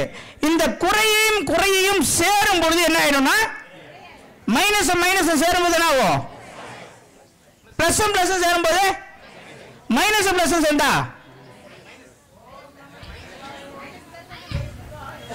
பிளஸ் மைனஸ் சேர்ந்தா சில பேர் அப்படியே வாயில் ஆக்ஷன் மட்டும் ஒரு ஆன்சர் வரல. அப்போ பிளஸ் மைனஸ் மைனஸ்மா. நல்லா இருக்கிற டாக்டர், நேரம் நல்லா இருக்கிற டாக்டர் கூட நேரம் பேஷண்ட் நல்லா இருக்கிற பேஷண்ட் போனானா ஐசியூல இருந்தாலும் ஆயிடுவான், சுழிச்சுப்பான். பேஷண்ட்டுக்கு நேரம் நல்லா இருக்கணும், டாக்டருக்கு நல்லா இருக்கணும், அவனுக்கும் கெட்டு போயிருக்கணும், இவனுக்கும் கெட்டு போயிருக்கணும். இது ஒண்ணு மாறும்போது என்ன ஆயிடும்? பாதிப்பு உண்டாயிடும். அப்போ சரியான வாஸ்து முறைப்படி ஒரு ஆலயம் இருந்தாலும், சரியான வாஸ்துப்படி ஒரு கோவில் கட்டிடம் இருந்தாலும் அந்த இடத்துக்கு போயிட்டு வந்தோம்னா தெரியாது. குறைபாடு உள்ளவன் சரியான இடத்துக்கு போனா மாற்றம் தெரியாது. ஒரு குறை உள்ள ஒரு வீட்டில் ஒருத்தர் வாழ்கிறார், குறை உள்ள கோவிலை தரிசிக்கும் போது ஒரு வாழ்க்கை மாறும். அப்ப இந்த மலையில் மிகப்பெரிய வாஸ்து குறை ஏன் இருக்குன்னா, இறைவன் வந்து இவ்வளவு பேருடைய வாழ்க்கை மாற வேண்டும் என்பதற்காக அங்க வந்து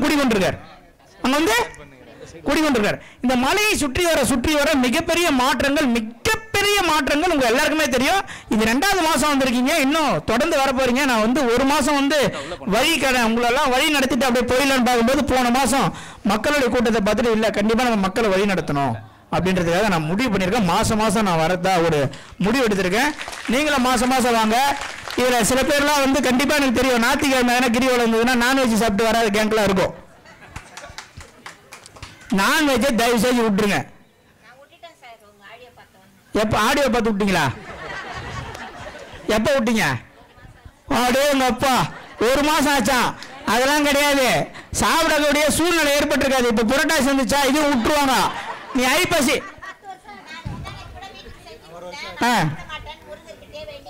சரிம்மா. உங்க பையனுக்கு அடிப்பட்டா வலிக்குமா வலிக்காதா? உங்க பொண்ணுக்கு அடிப்பட்டா ஒரு கோழி குஞ்சு பூச்சி இறங்கிறீங்க, அந்த கோழியோட தாய்க்கு எவ்வளவு உணர்வு இருக்குன்னு தெரியுமா? வள்ளலார் என்ன சொல்றாரு, ஒரு வாழை இலையை பச்சை இலையை கூட அறக்கக்கூடாதுன்றார். வடலூர் பக்கத்தில் மேட்டு குப்பத்தில் போனீங்கன்னா இன்னைக்கும் வாழை இலையில பச்சை இலையில சாப்பாடு போட மாட்டாங்க, காஞ்ச இலையில தான் போடுவாங்க. அந்த பூமியில நம்ம வாழறோம், உயிர் வதை செய்வது மிகப்பெரிய தவறு. சரிங்களா? நான்வெஜ்ஜை விட்டுணும். அம்மா உங்களுக்கு சொல்லக்கூடிய ஒரே விஷயம் என்னன்னா, நான்வெஜ்ஜை டோட்டலா விட்டுணும், உயிர் வதை செய்யக்கூடாது. விஜயவாடா கனகதுர்கைக்கு போறீங்க, அந்த அம்பாவை பார்த்து கர்க்கமாலா அப்படின்னு ஒரு குங்குமர்ச்சனை. இங்க பாருங்க, நான் ஒரு சில கோவில்லாம் சொல்லுவேன், ஒரு சில பூஜை எல்லாம் சொல்றேன்னா நீங்க நேரா கிளம்பி போயிடக்கூடாது, விசாரிக்கணும். இல்ல ஆபீஸுக்கு போன் பண்ணி கேட்டு விசாரிச்சுக்கங்க. கர்க்கமாலா பூஜைனா புக் பண்ணிட்டு தான் போனோம். நான் விஜயவாடா கனகதுர்கையில் இருக்க ஒரு ஃபேமிலியோட வந்து கர்க்கமாலா பூஜைக்கு சண்டை போட்டுட்டு இருக்காங்க. இங்க மாசம் கிரிவலத்தை அட்டெண்ட் பண்றீங்க. உங்களுக்கு மேக்சிமம் 6 மாசத்துல இவர்கள் நேரடியாக நிச்சயமாக நம்மளுக்கு ஒரு நல்ல ஸ்டேட்மெண்ட் தருவாங்க, அதுக்கு நான் உறுதி. அதுல எந்த மாற்றமும் கிடையாது. அப்போ குறையுள்ள ஒரு மலையை நாம் சுற்றி வரும்போது நம் குறைகள் எல்லாமே நான் குறையும் சேர்ந்து பிளஸ் ஆயிடும். இப்ப தென்மேற்கு பாதிக்கப்பட்ட ஒரு மலையை நம்ம சுத்துறோம், கணவன் மனைவி பிரச்சனை, தொழில் பிரச்சனை, கடன் பிரச்சனை அடிச்சு நொறுக்கிடும். அதுல எந்த விதமான ஒரு மாற்றமும் கிடையாது. நீங்க அப்புறமா உங்களுடைய வீட்டுடைய பிளான் மட்டும் நம்ம ஆபீஸுக்கு கால் பண்ணி நம்ம 2D பிளானை கொடுத்து நீங்க அப்புறமா என்கிட்ட ஒரு போன்ல பேசிக்கிங்கம்மா. சரிங்களா? சொல்லுங்கம்மா. கோமதி என் பேரு. நல்லா கிட்ட வச்சு பேசுங்கம்மா. கோமதி. சரி. வீடு வந்துட்டு எங்களுக்கு மாற்றணும்னு நான் சொன்னாலும் எங்கள் வீட்டுக்காரர் கேட்கல. சரி, இதெல்லாம் ஒரு பிரச்சனையே இல்லை அப்படின்னு சொல்லிட்டு இருக்காரு. சரி, வருமானத்துக்கான வழி கிடையாது. பூர்வீகத்தில் எங்களுக்கு வந்த அந்த நிலம் மட்டும் விவசாய நிலம். குபேரன் இங்க ஒரே நிமிஷம் இங்க யாரோ ஒருத்தவங்க ஏதோ ஒரு கேள்வி கேட்பாங்க. ஆனா அந்த கேள்விக்கு பதில் உங்க வாழ்க்கையில இருக்கும், சம்மந்தப்படும். சரிங்களா? யாரோ ஒருத்தவங்க கேள்வி கேட்கறாங்கன்னு கேட்குறீங்க. யாரோ ஒருத்தர் கேட்கிற கேள்வியில உங்க வாழ்க்கைக்கு கிடைக்க வேண்டிய பதில் கிடைக்கும். 3 பேர் அண்ணன் தம்பிங்க. எங்க வீட்டுக்காரர் சின்னவர். சரி, அவருக்கு மட்டும் வந்த அந்த நிலம் வந்துட்டு குபேரன் மூலையில கிணறு. சரி, பக்காவா எங்களுக்கு மட்டும் வந்துருது. சூப்பர். எங்களுக்கு இப்ப நாங்க அது எத்தனை நாளா வீடியோ பாக்குறீங்க? இது உங்க வீடியோ 2 வருஷமா பாக்குறேன். அப்படியே அந்த வீட்ல இருக்கீங்க? வீட்ல இருந்து வெளியே கிளம்ப முடியல. அந்த விவசாய நிலத்துல இருந்து வர முடியல. ஒரு விஷயம் சொல்லுவேன், ஆனா இது யாரும் மிஸ்யூஸ் பண்ணக்கூடாது. மிஸ்யூஸ் பண்ண மாட்டேங்குன்னு நினைக்கிறேன். மூஞ்ச பார்த்தா அப்படிதான் தெரியுது எல்லாரும். ஆனா பண்ணக்கூடாது. சரிங்களா? யாருன்னா மிஸ்யூஸ் பண்ணீங்கன்னா நிச்சயமா அது அந்த விஷயம் உங்களுக்கு வேற மாதிரி ரியாக்ட் ஆயிடும். யாரெல்லாம் கணவனை தான் பேச்ச கணவர் கேட்க மாட்டாரு. நான் ஒரு நிமிஷம் இவர்தான் மதிப்புக்குரிய அண்ணன் கமலக்கண்ணன். இவர்தான் இந்த ஆலயத்தை இவ்வளவு தூரம் சீரமைச்சு கும்பாபிஷேகம் பண்ணி மேல மலை மேல இருக்கிற சிவனை கிரிவலம் வரதுக்கு உண்டான ஏற்பாடுலாம் நம்மளுக்கு ஆர்கனைசேஷன் பண்ணி அன்னதானத்துக்கெல்லாம் இவர் தான் நம்மளுக்கு ஏற்பாடு பண்ணி தராரு. நம்மளுடைய குழு சார்பாக இவருக்கு ஒரு மிகப்பெரிய நன்றியை சொல்லிக்கிறோம். தொடர்ந்து ரொம்ப நன்றிங்கண்ணா. நன்றி. ஏன்னா பொது வாழ்க்கையில் ஈடுபடுவது ரொம்ப பெரிய கஷ்டம். நாங்கள் தொடர்ந்து திருவிழா பொது விஷயத்தில் சம்மந்தப்படுறதுனால எங்களுக்கு தெரியும். போன மாதம் நான் பேசியிருக்க மாட்டேன். அது கூட கமலில் ஒருத்தர் கேட்டிருப்பாரு, அது எப்படி காலையில் மட்டும் பேசினார், அப்புறம் மாலையில் இவர் பேசாதது காரணம் என்னன்னு. எப்பவுமே ஒரு விஷயத்தை நாம் எடுத்து தலைமையில் நம்ம எடுத்து செய்யும் போது அதில் இருக்கக்கூடிய பிரச்சனைகள், அதில் இருக்கக்கூடிய ஸ்ட்ரெஸ் ப்ரெஷர்லாம் வெளியே சொன்னால் புரியாது. இப்போ நீங்கள் இன்னொருத்தர் வீட்டு கல்யாணத்துக்கு போனால் ஜாலியாக போயிட்டு வந்துருங்க. உங்கள் வீட்டில் ஒரு கல்யாணம் வரும்பொழுது சாப்பாடு பார்த்தாது போயிடுமோ, மழை வந்துடுமோ, வந்தவன் எல்லாம் சரியாக வீட்டுக்கு போய் சேர்ந்துருவானா, காலைல வர மொழியை வச்சு தான் கடன் அடைக்கணும், கரெக்டாக நம்ம போட்ட பட்ஜெட்டுக்கு உள்ள பணம் வந்துருமான்னு ஒரு ப்ரெஷர் இருக்கும் பாருங்க. அந்த ப்ரெஷரில் இருக்கிறவங்க போய் நீங்கள் நோண்டக்கூடாது. புரியுதுங்களா? போன வாட்டி ஃபர்ஸ்ட் வாஷ்டம் பௌர்ணமி நல்லபடியாக முடியணுன்றதுக்காக நான் பேசலை. இதுக்கப்புறம் மாதம் மாதம் இந்த மாதிரி நம்மளுடைய கேள்வி பதில் நேரங்கள் இருக்கும். அண்ணன் பேர் வந்து கமலக்கண்ணன். இந்த கல்யாண பசுபதீஸ்வரர் கோவிலுடைய ஒரு முக்கியமான ஒரு நபர். இவர் தான் பார்த்துக்கிறார். இப்போ தான் கும்பாபிஷேகம் நடந்து முடிஞ்சது. கிரிவலம்னா இவர் நம்மளுக்கு அனைத்து ஏற்பாடுகளும் வசதிகளும் அடிவாரத்தில் அன்னதானத்துக்கும் இந்த கிரிவலம் முடிஞ்சதும் அன்னதானம் பண்ணுறதுக்கும் எல்லாமே ஏற்பாடு பண்ணுறாரு. நீங்கள் வரவங்க யார் என்ன விருப்பப்பட்டாலும் இங்கே பணமாக எதுவும் வாங்குறதில்ல. பொருளாக அரிசியாவோ பருப்பாவோ எண்ணெயாவோ யாருன்னா வாங்கி தர விருப்பப்பட்டால் நம்ம டீம்கிட்டயோ அவர்கிட்டயோ பேசுங்க. நம்ம குழு சார்பாகவும் இவ்வளோ பேருடைய பிரச்சனையை தீர்க்கிறதுக்கு ஒரு வாய்ப்பை தரும் அண்ணன் கமலக்கண்ணன் அண்ணனுக்கு எங்கள் ஜோதிட குழு சார்பாகவும் மக்கள் சார்பாகவும் ஒரு நன்றியை தெரிவித்துக் கொள்வோம். நன்றிங்க. நன்றி. இன்னும் ஒரு 10 நிமிஷத்துல நம்ம கிளம்பிடுவோம். நல்லா கேட்டுங்க. ஒரு கணவனை தன் கண்ட்ரோல்ல ஒரு பொண்ணு கொண்டு வரணும்னு நினைச்சா ஒரு கோயில் இது சொல்லாம நம்ம யோசிச்சுக்கிறேன்.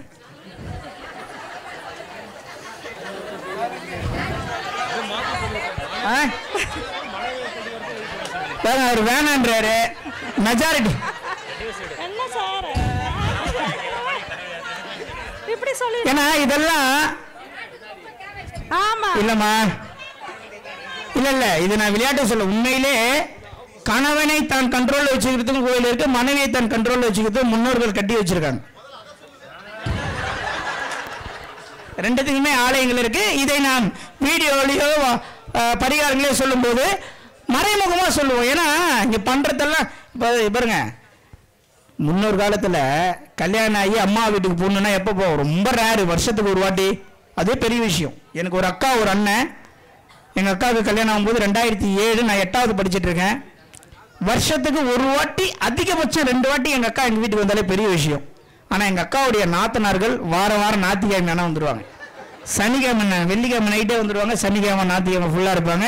ஞாயிற்றுக்கிழமை நைட்டு கிளம்பி பசங்களுக்கு ஸ்கூலுக்கு திங்கக்கிழமை காலையில் தான் போவாங்க. இது கொடுங்க. இப்போ நல்லா கேட்டுக்குங்க. அப்போ இந்த பெண்களை கண்ட்ரோலில் வச்சுக்கிறதுக்கு ஆண்களை கண்ட்ரோலில் வச்சுக்கிறதுக்குலாம் கோயில் நிச்சயமாக உண்டுமா, பயங்கரமாக வேலை செய்யும். இம்மிடியேட்டாக தெரியும். ஏன் சொல்கிறேன்னா இவங்க என்ன சொல்கிறாங்க, எங்கள் வீட்டுக்காரர் நான் சொன்னால் கேட்க மாட்டாங்க, வீட்டை விட்டு மாறுனா மாற மாட்டாரு அப்படின்னு சொல்லி சொல்கிறாங்க. ஒன்றும் இல்லை, காஞ்சிபுரம் காமாட்சி அம்மன் கோவில் வெள்ளிக்கிழமையில் சுக்கிர ஓரை இல்லைன்னா எதனா ஒரு சுக்கிர ஓரையில் அந்த அம்பாள் கிட்ட ரெகுலராக நீங்கள் போக ஆரம்பிச்சிங்கன்னா உங்கள் கண்ட்ரோலர் ஒரு வண்டிக்கு எப்படி பிரேக்கோ அந்த மாதிரி என்ன ஆகிடும், உங்கள் வீட்டுக்கார போய் அந்த அம்பாள் அப்படியே இழுத்துட்டு வந்து உங்ககிட்ட சரணாகுது, உங்களை அப்படியே மாற்றிட்டு என்ன சொல்கிற மாறணுமா, சரி மாறிடலாமான்னு கூட்டம் போயிடுவார். ஆனால் நல்லா தெரியும் எல்லா விஷயத்துக்கும் இது யூஸ் பண்ணக்கூடாது. முக்கியமான சில விஷயங்கள், தவிர்க்க முடியாத சில விஷயங்கள், மாற்றிக்கவே முடியாத சில விஷயங்கள். அதனால காஞ்சிபுரம் காமாட்சி அம்மன் கோயிலுக்கு போங்கம்மா. ஏன் இந்த கோயிலை சொல்கிறேன், எதுக்காக சொல்கிறேன், இதில் இருக்கக்கூடிய சூட்சமோ விளக்கெல்லாம் சொன்னால் ரொம்ப லேட் ஆகிடும். மாதம் மாதம் தவறாமல் வந்து கலந்துக்குங்க. 4 மணி 3:30 மணிலேருந்து 4 மணிக்குள்ள நம்ம ஆரம்பிப்போம். எல்லாருடைய கேள்விகளுக்கும் பதில் உண்டு. ஒரு 3 மாதத்துக்கு தயவு செய்து அப்பாயின்மெண்ட் மட்டும் ஜோதிடத்தில் யாருக்கும் கேட்காதீங்க. நம்மளுக்கு நேரமின்மை காரணமாக கொடுக்க முடியல. வெளியூர் பயணம் வெளிநாட்டு பயணம்லாம் இருக்குது. ஒருத்தவங்களுக்கு விஜயவாடா போக சொல்லியிருக்கேன். விஜயவாடா போயிட்டு வந்தால் ரிசல்ட் தெரியும். தம்பி காமேஷ் எங்கே இருக்கா போல?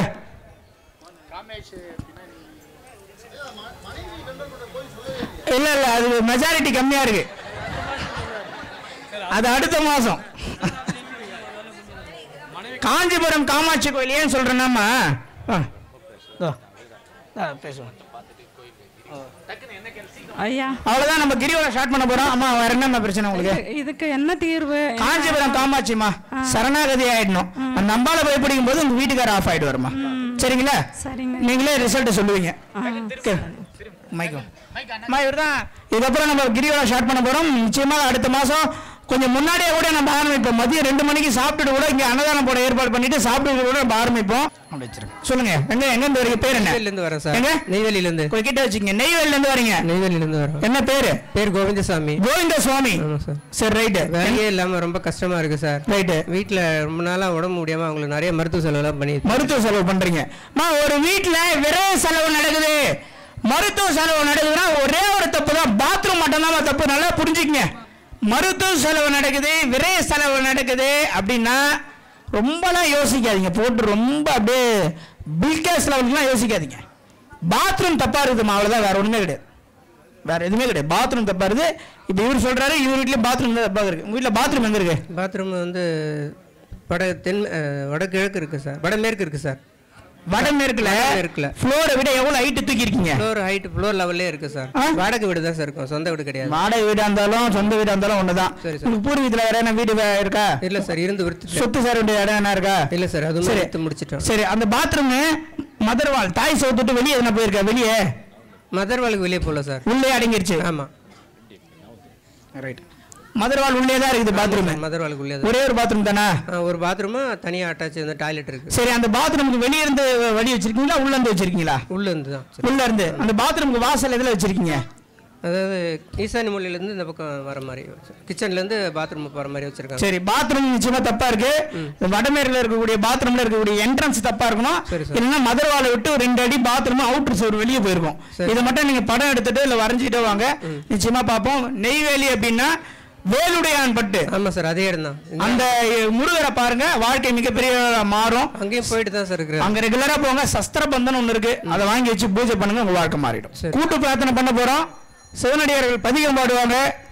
அதன் பிறகு இந்த குழந்தைக்கு ஒரு சின்ன ஒரு ஆசீர்வாதம் பண்ணிட்டு, நான் பண்ண மாட்டேன், உள்ள இருக்கவங்க பண்ணுவாங்க. டக்குன்னு சுவாமிஜி எல்லாம் நம்மளுக்கு அந்த அந்த முதல் விஷயம் நல்லா தெரிஞ்சுக்கங்க. சில விஷயங்கள் நான் அடுத்த மாசம் பேசுறேன், டைம் இல்லை.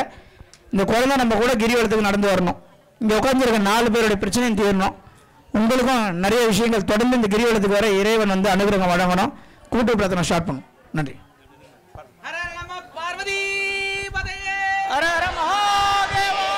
தென்னாடுடைய சிவனே போற்றி. தெளிவு குருவிந்திரமேனி காண்டல், தெளிவு குருவிந்திர நாமம் செப்பல், தெளிவு குருவின் திருவார்த்தை கேட்டல், தெளிவு குருவின் சிந்தித்தல் தானே. பூடியர்கோன் வெப்படுத்த புகழியோன் கடல் போற்றி. ஆழ்மிசை கல்மிதப்பில் அணைந்த பிரானடி போற்றி. வாடிய திருநாவலூர் தொண்டார் பதம் போற்றி. ஊழி மணி திருவாதூரா திருத்தால் போற்றி. சைவத்தின் மேல் சமயம் வேறில்லை, அதை சார் சிவமாம். தெய்வத்தின் மேல் தெய்வம் இல்லனும் நான் மறை செம்பொருள் வாய்மை வைத்த சீர்திரு தேவாரமும் திருவாசகமும் உய் வைத்தர செய்த நால்வர் பொற்றால் எம் உயிர் துணையே. தோடுடைய செவியன் விடையேறி ஓர் தூவென் மதிசூடி காடுடைய சுடலை பொடி பூசி என் உள்ளம் கவர் கல்வன் ஏடுடைய மலரால் முனை நான் பணிந்தேத்தருள் செய்த பீடுடைய பிரமாபுரம் மேவிய பிம்மானிமனன்றே மந்திரமாவது நீரு வானவர் மேலது நீரு சுந்தரமாவது நீரு துதிக்கப்படுவது நீரு தந்திரமாவது நீரு சமயத்தில் உள்ளது நீரு செந்துருவாய் உமை பங்கன் திரு ஆலவாயான் திருநீரு. ஒரு நிமிஷம், ஒரே நிமிஷம். அனைவரும் கண்ணை மூடி, ரொம்ப அமைதியாக கண்ணை மூடி, நான் சொல்கிற வரைக்கும் கண்ணை மூடி. இந்த குழந்தைக்கு கூடிய சீக்கிரம் குணமாகணும். கடனில் பாதிக்கப்பட்டவங்க 2-3 பேர் உட்காந்துருக்காங்க, திருமணமாகாத உட்காந்துருக்காங்க. தொடர்ந்து இந்த கிரிவலம் நடக்கணும். இந்த 1000 பேர் வரது 1,00,000 பேராக மாறணும். இந்த கோயிலை தொடர்ந்து எடுத்து நடத்தி கொண்டு வர கமலக்கண்ணன் ஐயா அவர்களுக்கு தொடர்ந்து இன்னும் மேலே மேலே இந்த இறைவன் அனுகிரகம் புரியணும். என் கூட எப்பவுமே நான் தனியால் செயல்படுறேன்னு நினச்சிடாதீங்க. என் பின்னாடி ஒரு பெரிய டீம் இருக்குது. அந்த பெரிய டீம் எல்லாமே இவர் கண்ணன் கண்ணன் இவர் பாருங்க. இந்த கிரிவலத்துக்கு திருவிழா எது நடந்தாலும் ஒரு முதுகெலும்பு மாதிரி இருந்து நம்மளை பார்க்குறாரு. உங்கள் எல்லாரையும் இங்கே அட்ரஸ் சொல்லி வர வைக்கிறவர் பாபு ராமநாதன். அந்த டிஷர்ட் போட்டு நிற்கிறார் பாருங்க. அவர் அந்த வீடியோ எடுக்கிறார், ப்ளூ கலர் டிஷர்ட். இவர் தான் நம்மளுடைய நமக்காக எந்த வேலை இருந்தாலும் பிரசன்னா சித்தரிகம் சேனல் நீங்கள் பார்ப்பீங்க இல்லையா, அந்த சித்தரிகம் சேனலுடைய ஓனர் அவர் தான். அவர் தான் நம்மளுக்கு இவ்வளோ தூரம் சப்போர்ட் பண்ணுறவர். இவர் வந்து பார்த்தீங்கன்னா தமிழரசு ஐயான்னு சொல்லிட்டு ஆன்மீகத்தில் மிகப்பெரிய ஒரு நிலையில் இருக்கார். ஆன்மீகம் சார்ந்த விஷயங்கள்ல அவ்வளோ ஒரு ஞானம் பெற்றவர். நம்ம கூட எப்பவுமே நம்மளுக்கு உறுதுணையாக இருக்கிறவர்.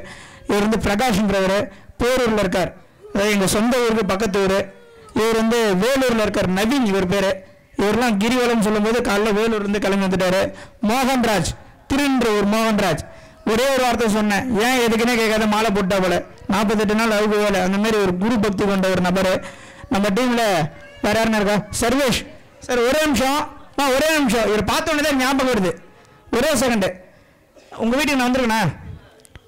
இப்போ நான் இது வந்து திறமைக்காகவோ பந்தாக்காகவோ சொல்லமா, நீங்கள் என்னை கூப்பிடவே கூடாது. வீடியோ பார்த்தே உங்கள் வாழ்க்கை மாறணுன்றதுக்காக சொல்கிறேன். இந்த வாழ்க்கை எல்லாமே வீடியோவிலே மாறிடணும். நான் வந்து தான் மாறணும்னா அதுக்கு நாளாயிடும். வீடியோவிலே உங்கள் வாழ்க்கை மாறணும். அதுக்கு திடீர்னு அவர் பார்க்க ஒரு ஞாபகம் வருது. அவருடைய அனுபவத்தை நான் சொல்கிறேன். சொல். வந்திருக்க எல்லோருக்கும் நன்றி.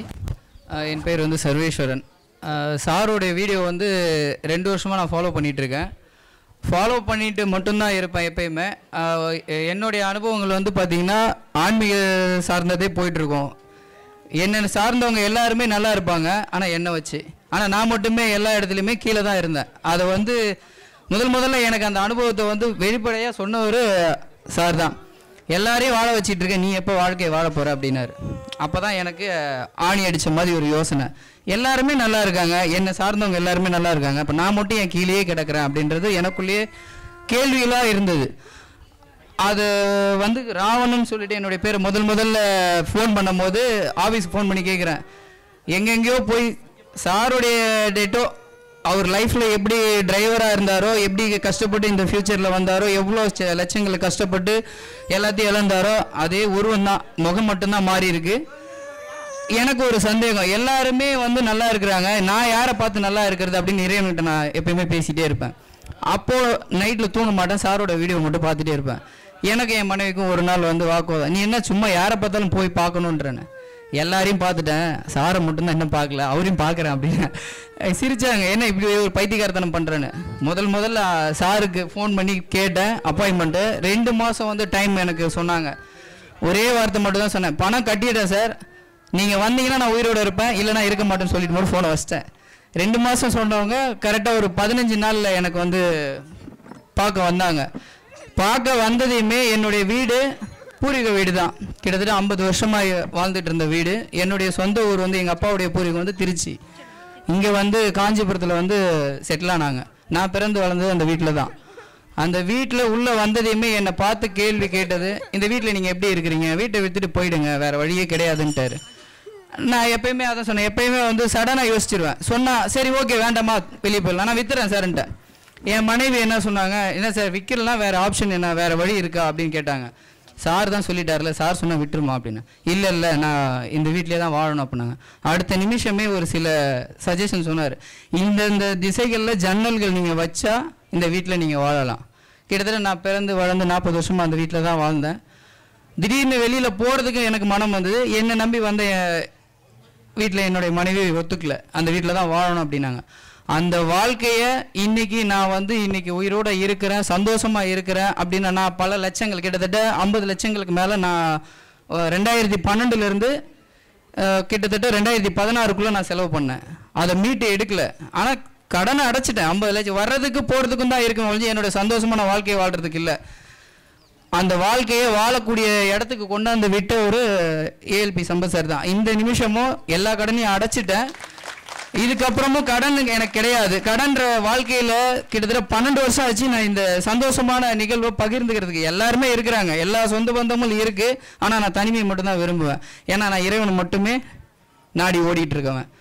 என்னுடைய மனைவியாக இருக்கட்டும், பிள்ளைங்களாக இருக்கட்டும், அப்பா அம்மாவாக இருக்கட்டும், சொந்த பந்தங்களாக இருக்கட்டும், யாரையும் நம்ப மாட்டேன். இறைவன் மட்டும்தான். அதில் என்னுடைய பேரும் புகழும் சந்தோஷமும் எல்லாமே நான் மேலே எந்த அளவுக்கு வரணும் அது அத்தனையும் சமர்ப்பணம் யாருன்னா ஏஎல்பி சம்பத் சாருக்கு மட்டும்தான். இந்த இயற்கை கொடுத்த மிகப்பெரிய கிஃப்ட் எனக்கு என்னன்னா இவர் தான். அதனால் எல்லாரும் சொன்ன மாதிரி விரலை வெட்டிக்கிறது அதெல்லாம் பண்ணாதீங்க. சார் என்ன சொல்கிறாரோ அவங்கவுங்களுடைய பிரச்சனைக்கு என்னவோ அந்த சொல்யூஷன் கரெக்டான வழியை கரெக்டாக காட்டுற ஆள் யாருன்னா இவர் தான். அதாவது நான் எங்கள் வீட்டுக்கு வாஸ்து பார்க்கும்போது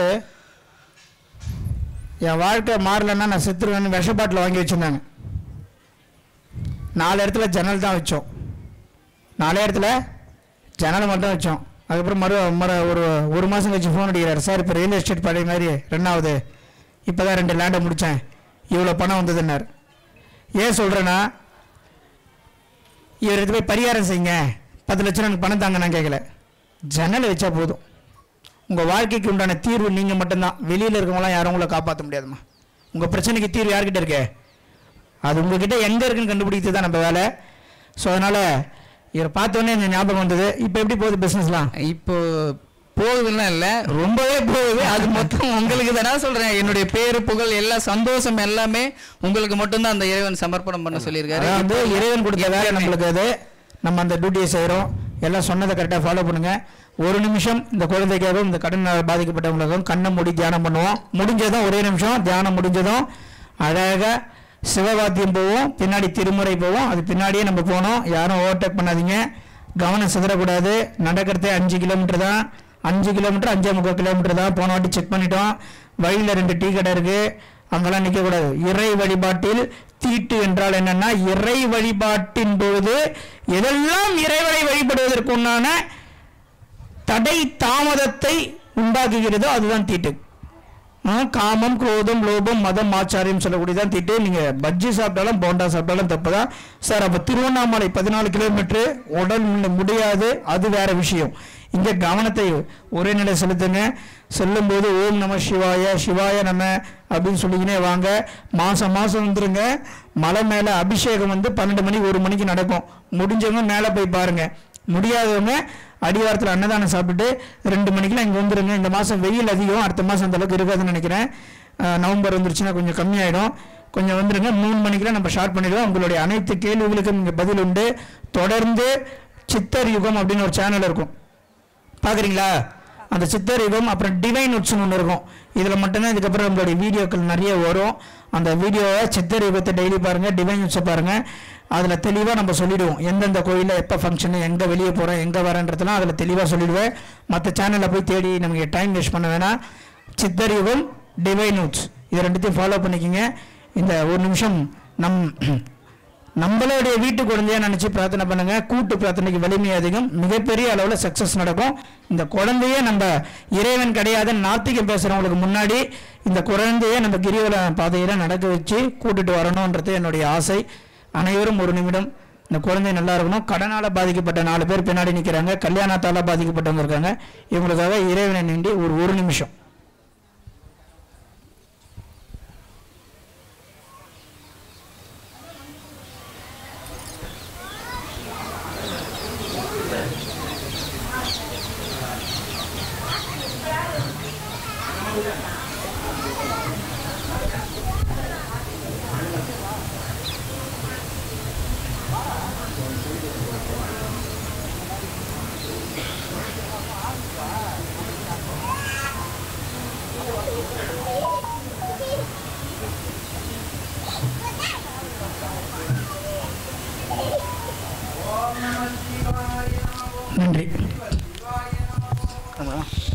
நம்ம எந்த நிகழ்ச்சி பண்ணாலும், எங்கே ட்ராவல் பண்ணாலும், எந்த ஃபங்க்ஷன் பண்ணாலும் எங்கள் என் குழு யாருக்கும் தெரியாது, அதனால் அறிமுகப்படுத்துகிறேன். ஒரு நிமிஷம்ண்ணா வந்துடுறீங்க, சேர்ந்துறீங்களா குழுவில்? ஆமாம் வந்துருந்துருங்க, அவ்வளோதான் போங்க, ஏன் கஷ்டப்படுறீங்க. என் குழு யாருன்னு கேட்டிங்கன்னா இவங்க தான் என்னுடைய முதுகெலும்புகள். இவங்களுக்கு தான் நான் இப்போ பெரிய நன்றி சொல்லணும். இவர் தான் பாபு ராமநாதன், உங்கள் ஃபோன்லாம் அட்டன் பண்ணுற மேனேஜர் இவர் தான் வந்து அண்ணன் கண்ணன். இவர் வந்து ஒரு கட்சி பொறுப்பில் மிகப்பெரிய ஆளாக இருந்தாலும் ஆன்மீகத்துக்காக நம்ம கூட சேர்ந்து ட்ராவல் பண்ணி நிறைய இந்த இடத்துல கிரிவலம் வரத்துக்கு முன்னாடி என்னென்ன பண்ணணும் பண்ணக்கூடாதுன்னு சிந்திக்கிற இவர் தான். இதுதான் தமிழரசு ஐயா. இவர் வந்து சிவனடியார். பாடல்பட்ட ஸ்தலத்து என்னென்ன எந்தெந்த ஊர் இருக்கோ 234 கோயிலுக்கும் போய் நின்று ஒரு ட்ராவல் பண்ணக்கூடிய ஒரு நபர். நிறைய இப்போ வந்து கிரிவலம் வரீங்கல்ல, நீங்கள் வரதுக்கு முன்னாடி அந்த ரூட்டில் டூ வீலர் எடுத்துன்னு போயிடுவார். வழியில் வண்டி நிற்குதா, எங்கன்னா பிளாக்கேஜ் இருக்கா, ரோடு மறியல் இருக்கா, வேற எதனா தடங்கள் இருக்கான்னு செக் பண்ணிட்டு தான் வந்துடுவார். அந்த மாதிரி நம்மளுக்காக உழைக்கக்கூடியவர். இவருக்கு ஒரு நன்றி. இவர் வந்து காஞ்சிபுரத்தில் இருக்கிறவர். நம்ம கிளைண்ட்டாக நான் போய் இவரை பார்த்தேன். இவர் வாழ்க்கையில் ஏற்பட்ட மாற்றத்தை இவர் உணர்ந்து இவர் நம்ம கூட நண்பராக மாறி ட்ராவல் பண்ணுறாரு. நம்மளுக்கும் வந்து சப்போர்ட் பண்ணுறாரு நிறைய விஷயம். பேர் சர்வேஷ். அவர் மோகன்ராஜன் திருநின்ற ஊர். நம்ம எதனா சொன்னால் உடனே செஞ்சிருவாப்பில்ல. எனக்கே பயமாக இருக்கும், எதுவும் சொல்ல மாட்டேன். எதனா சொன்னீங்க சும்மா சொன்னால் ஒரு நாள் திருவிழாவுக்கு வேல் போட்டுக்குப்பா, மாலை போட்டுக்கணும். மறுநாள் பச்சை கலர் வேஷ்டி மாலை போட்டு வந்து நிற்கிறப்பல, சார் எவ்வளோ பெரிய வேல் வேணாலும் போடுங்கன்னு. அந்த மாதிரி ஒரு குரு பக்தி உடையாள். இவங்க அம்மாலாம் நம்ம மேலே ரொம்ப ஃபேனு. இவர் வந்து பிரகாஷ், எங்களுடைய சொந்த ஊரில் என் ஊர் பக்கத்து ஊர். இவர் நான் ஜோதிடரானதே தெரியல இவருக்கு. ஒரு நாள் என்ன பண்ணுறாரு, கிளம்பி வர்றாரு. அப்புறம் பார்த்தா இவர் பேச நான் பேச, கடைசியில் பார்த்தா தூரத்து சொந்தம். ஸோ இவர் மாதம் கிரிவலத்துக்கு வந்து நம்மளுக்கு சப்போர்ட் பண்ணுறாரு, ஆர்கனைசேஷன் பண்ணுறாரு. அவர் வந்து வேலூர்லேருந்து அண்ணன் நவீன் அண்ணன் வந்து நம்மளுக்கு மிகப்பெரிய அளவில் சப்போர்ட் பண்ணுறாரு. இதுதான் நம்மளுடைய குழு. உங்களுக்கு எந்த சந்தேகமாக இருந்தாலும் விஜய் முக்கியமான ஒருத்தர், நம்மளுடைய குழு சார்ந்த ஒருத்தர் விஜய் பாலாஜி, விஸ்வம் 2 பேரும் வெளியூர் போயிருக்காங்க. நம்ம அடுத்த கோவில் ரிசர்ச்சுக்காக ஒரு வேலை அது விஷயமா போயிருக்காங்க. பிரசன்னானன் பாருங்க, நீங்கள் வீடியோலாம் பார்க்குறீங்களே, இந்த கட்டிங்கு எடிட்டிங்கு சாங்கு அதெல்லாம் இவர் தான். சித்தரைவன் என்ற சேனலுடைய ஓனர். இவங்களுடைய உழைப்பெல்லாம் சேர்ந்து தான் நீங்கள் ஒரு விஷயம் நடக்குது. அதனால் நான் தனிப்பட்ட முறையில் என்னுடைய வெற்றி என்று ஒன்றும் கிடையாது. என்னை சார்ந்திருக்கிறவங்களுடைய சப்போர்ட்டு தான் என்னுடைய வெற்றி. உங்கள் சார்பாகவும் என் சார்பாகவும் அவங்க எல்லாருக்கும் நான் ஒரு நன்றி சொல்லிக்கிறேன்.